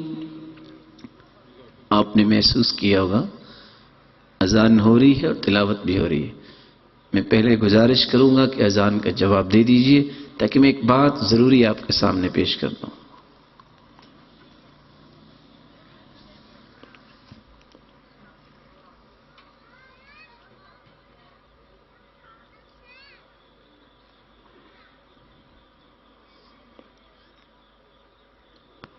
رسول اللہ صلی اللہ علیہ وآلہ وسلم کسی بھی بات کی وضاحت کیا کرتے تھے۔ آپ کے پاس آپ کی زوجہ مطہرہ، آپ کی بیوی تشریف لائیں اعتکاف میں۔ جب آپ ان کو الوداع کرنے جا رہے تھے تو اسید بن خضیر اور عباد بن بشیر رضی اللہ عنہما دونوں گزر رہے تھے۔ فرمایا لا رسلکما، رک جاؤ۔ کہ اللہ کے رسول کچھ نہیں ہوا۔ کہ ان هذه صفیہ، یہ میری بیوی صفیہ ہے۔ قال یا رسول اللہ صلی اللہ علیہ وسلم، ہمارے دل میں کیسے خیال آ سکتا؟ ہم تو اس لیے جلدی سے نکلے کہ آپ کوئی بات کر رہے ہیں اپنی بیوی طاہرہ مطہرہ سے۔ فرمایا سنو، ان الشیطان یجری من ابن آدم مجرى الدم، شیطان اس طرح چلتا ہے انسان میں جس طرح خون کی سرکولیشن ہوتی ہے۔ میں نے وضاحت کرنا ضروری سمجھی، تو میں نے بھی تلاوت کو جاری رکھا، اذان ہو رہی تھی تاکہ آپ کو یہ مسئلے کی وضاحت کر دی جائے۔ صحیح بخاری کی روایت ہے کہ عبداللہ بن عمر رضی اللہ تعالیٰ اذان کہہ رہے تھے تو ان کو غلام کو آواز دی اور ایک بہت مہم مسئلے کے لیے اذان کہتے کہتے حکم دیا۔ امام بخاری رحمۃ اللہ علیہ فرماتے ہیں اگر کوئی ضروری بات ہو رہی ہو اور قرآن کی بات ہو رہی ہو تو پھر اس کو مکمل کر کے اذان کا جواب دے دیا جائے۔ اذان ہوتے ہوتے گفتگو ضروری ہو تو وہ ہو سکتی ہے۔ اور میں اس بات کی تردید بھی کرنا چاہتا ہوں، کچھ لوگوں کا یہ ذہن اور میسیج بھی آتے ہیں کہ جو اذان ہوتی ہوتی گفتگو کرتا ہے تو وہ بری موت مرتا ہے۔ اس کی کوئی دلیل نہیں ہے۔ رسول اللہ صلی اللہ علیہ وسلم نے اس بات کی اجازت دی ہے، وہ ہر شخص کو پتہ ہونا چاہیے تاکہ کسی کے دل میں یہ شک نہ پیدا ہو کہ دیکھو بات تو دین کی ہو رہی تھی، ان کو پتہ ہی نہیں ہے کہ اذان ہو رہی ہے اور اس کو سننا ہے، جبکہ رسول اللہ صلی اللہ علیہ وسلم نے فرمایا، میں اگلی بات بھی بتا دوں، اذان کا جواب دینا اور اس کے بعد درود پڑھنا، اس کے بعد رضیت باللہ ربا وبالاسلام دینا وبمحمد النبی، یہ جو دعا پڑھتا ہے اللہ کے رسول صلی اللہ علیہ وسلم نے فرمایا کنت لہ شفیعا یوم القیامہ، میں قیامت کو اس کی شفاعت کروں گا۔ اللہ تعالی ہم سب کے نصیبے میں فرمائے۔ السلام علیکم ورحمۃ اللہ وبرکاتہ۔ لا يستوي أصحاب النار وأصحاب الجنة، أصحاب الجنة هم الفائزون.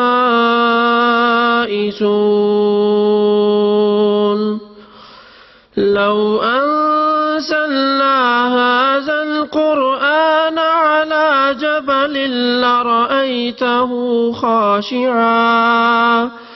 خاشعا متصدعا من خشية الله.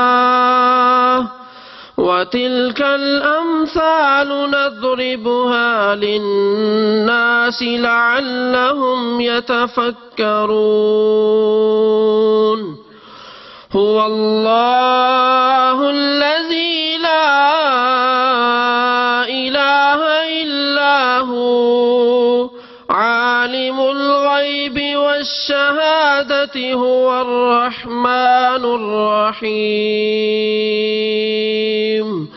هو الله الذي لا إله إلا هو الملك القدوس السلام المؤمن المهيمن العزيز الجبار المتكبر. سبحان الله عما يشركون. هو الله الخالق البارئ المصور له الأسماء الحسنى يسبح له ما في السماوات والأرض وهو العزيز الحكيم.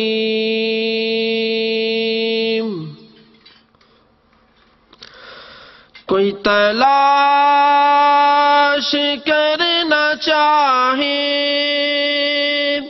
تو تلاش کر سکے نا، چن چن کے میرے ٹکڑے پوری لاش کر سکے نا. کوئی تلاش کرنا چاہے تو تلاش کر سکے نا، چن چن کے میرے ٹکڑے پوری لاش کر سکے نا.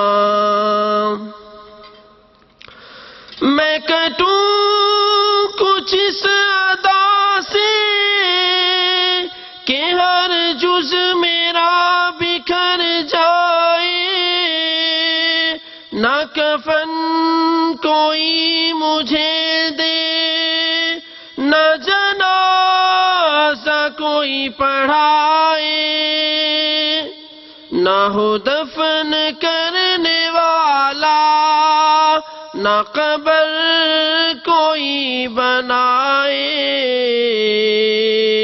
کوئی نشان میرا پوچھے تو نشان بتا سکے نا. قیامت کے دن میرا اللہ جب مجھے بلائے، میرا جسم بنایا جائے، یہ سوال اٹھایا جائے، یہ حال تمہارا کیوں ہے؟ اس اس حال کیوں ہو آئے، سر سجدارے ہو جائے، زباں کچھ بتا سکے نہ، کوئی تلاش کرنا چاہے تو تلاش کر سکے نہ، چن چن کے میرے ٹکڑے پوری لاش کر سکے نہ، میری دیکھ کر یہ حالت میرا اللہ مسکرائے، حکم ہو کہ میرا شہید سر سجدے سے اٹھائے، 70 کو ساتھ لے کر جنت میں چلا جائے، پھر موت آنا چاہے تو بھی آ سکے نہ، کوئی تلاش کرنا چاہے تو تلاش کر سکے نہ، چن چن کے میرے ٹکڑے پوری لاش کر سکے نہ۔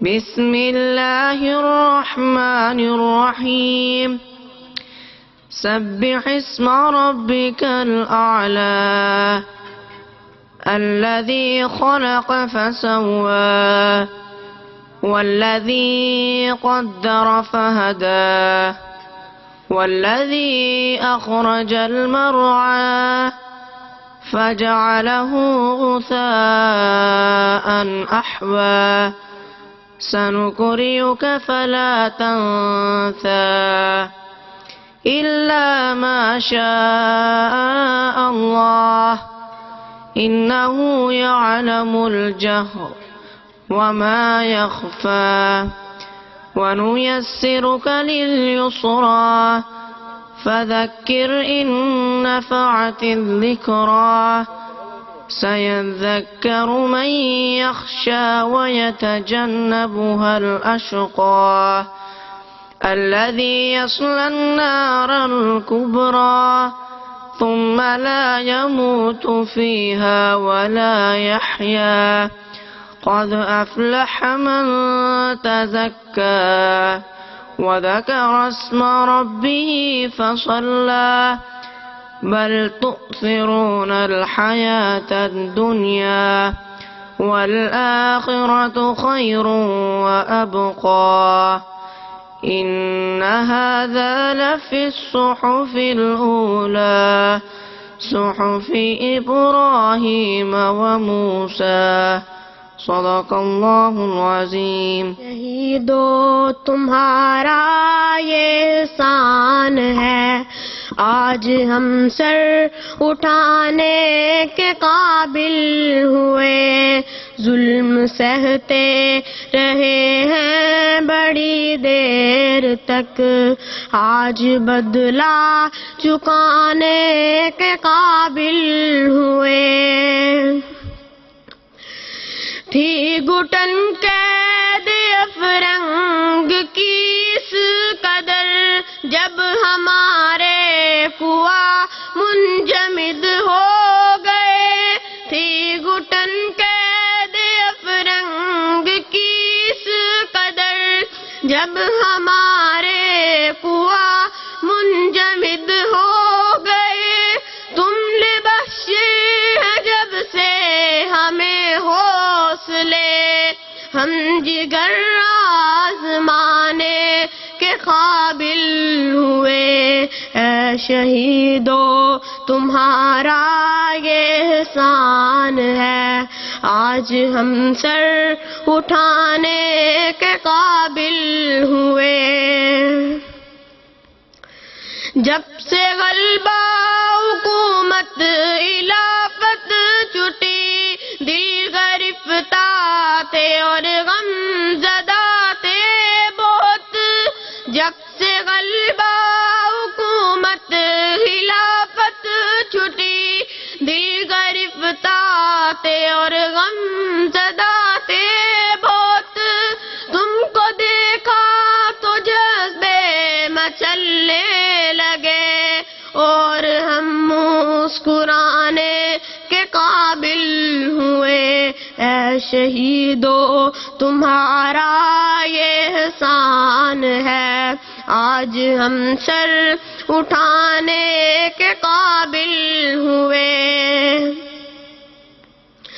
یہ تمہارے جذبوں کی تاثیر تھی جس نے ہم بے کسوں کو قوی کر دیا، یہ تمہارے جذبوں کی تاثیر تھی جس نے ہم بے کسوں کو قوی کر دیا، داغ ذلت کے اور جو غلامی کے تھے آج ان کو مٹانے کے قابل ہوئے، اے شہیدو تمہارا یہ احسان ہے، آج ہم سر اٹھانے کے قابل ہوئے۔ آئے جب تو عظمت بڑھ گئی دنیا میں انسان کی، وہ آئے جب تو عظمت بڑھ گئی دنیا میں انسان کی، وہ آئے جب تو عظمت بڑھ گئی دنیا میں انسان کی، وہ آئے جب تو انسان کو فرشتوں کے سلام آئے، وہ آئے جب تو انسان کو فرشتوں کے سلام آئے، وہ دنیا میں خدا کا آخری لے کر پیام آئے، شان نبی جی اللہ اللہ، شان نبی جی اللہ اللہ، سب مل کر بولو اللہ اللہ، شرمانا چھوڑو اللہ اللہ، لہرا کر بولو اللہ اللہ، لہرا کر بولو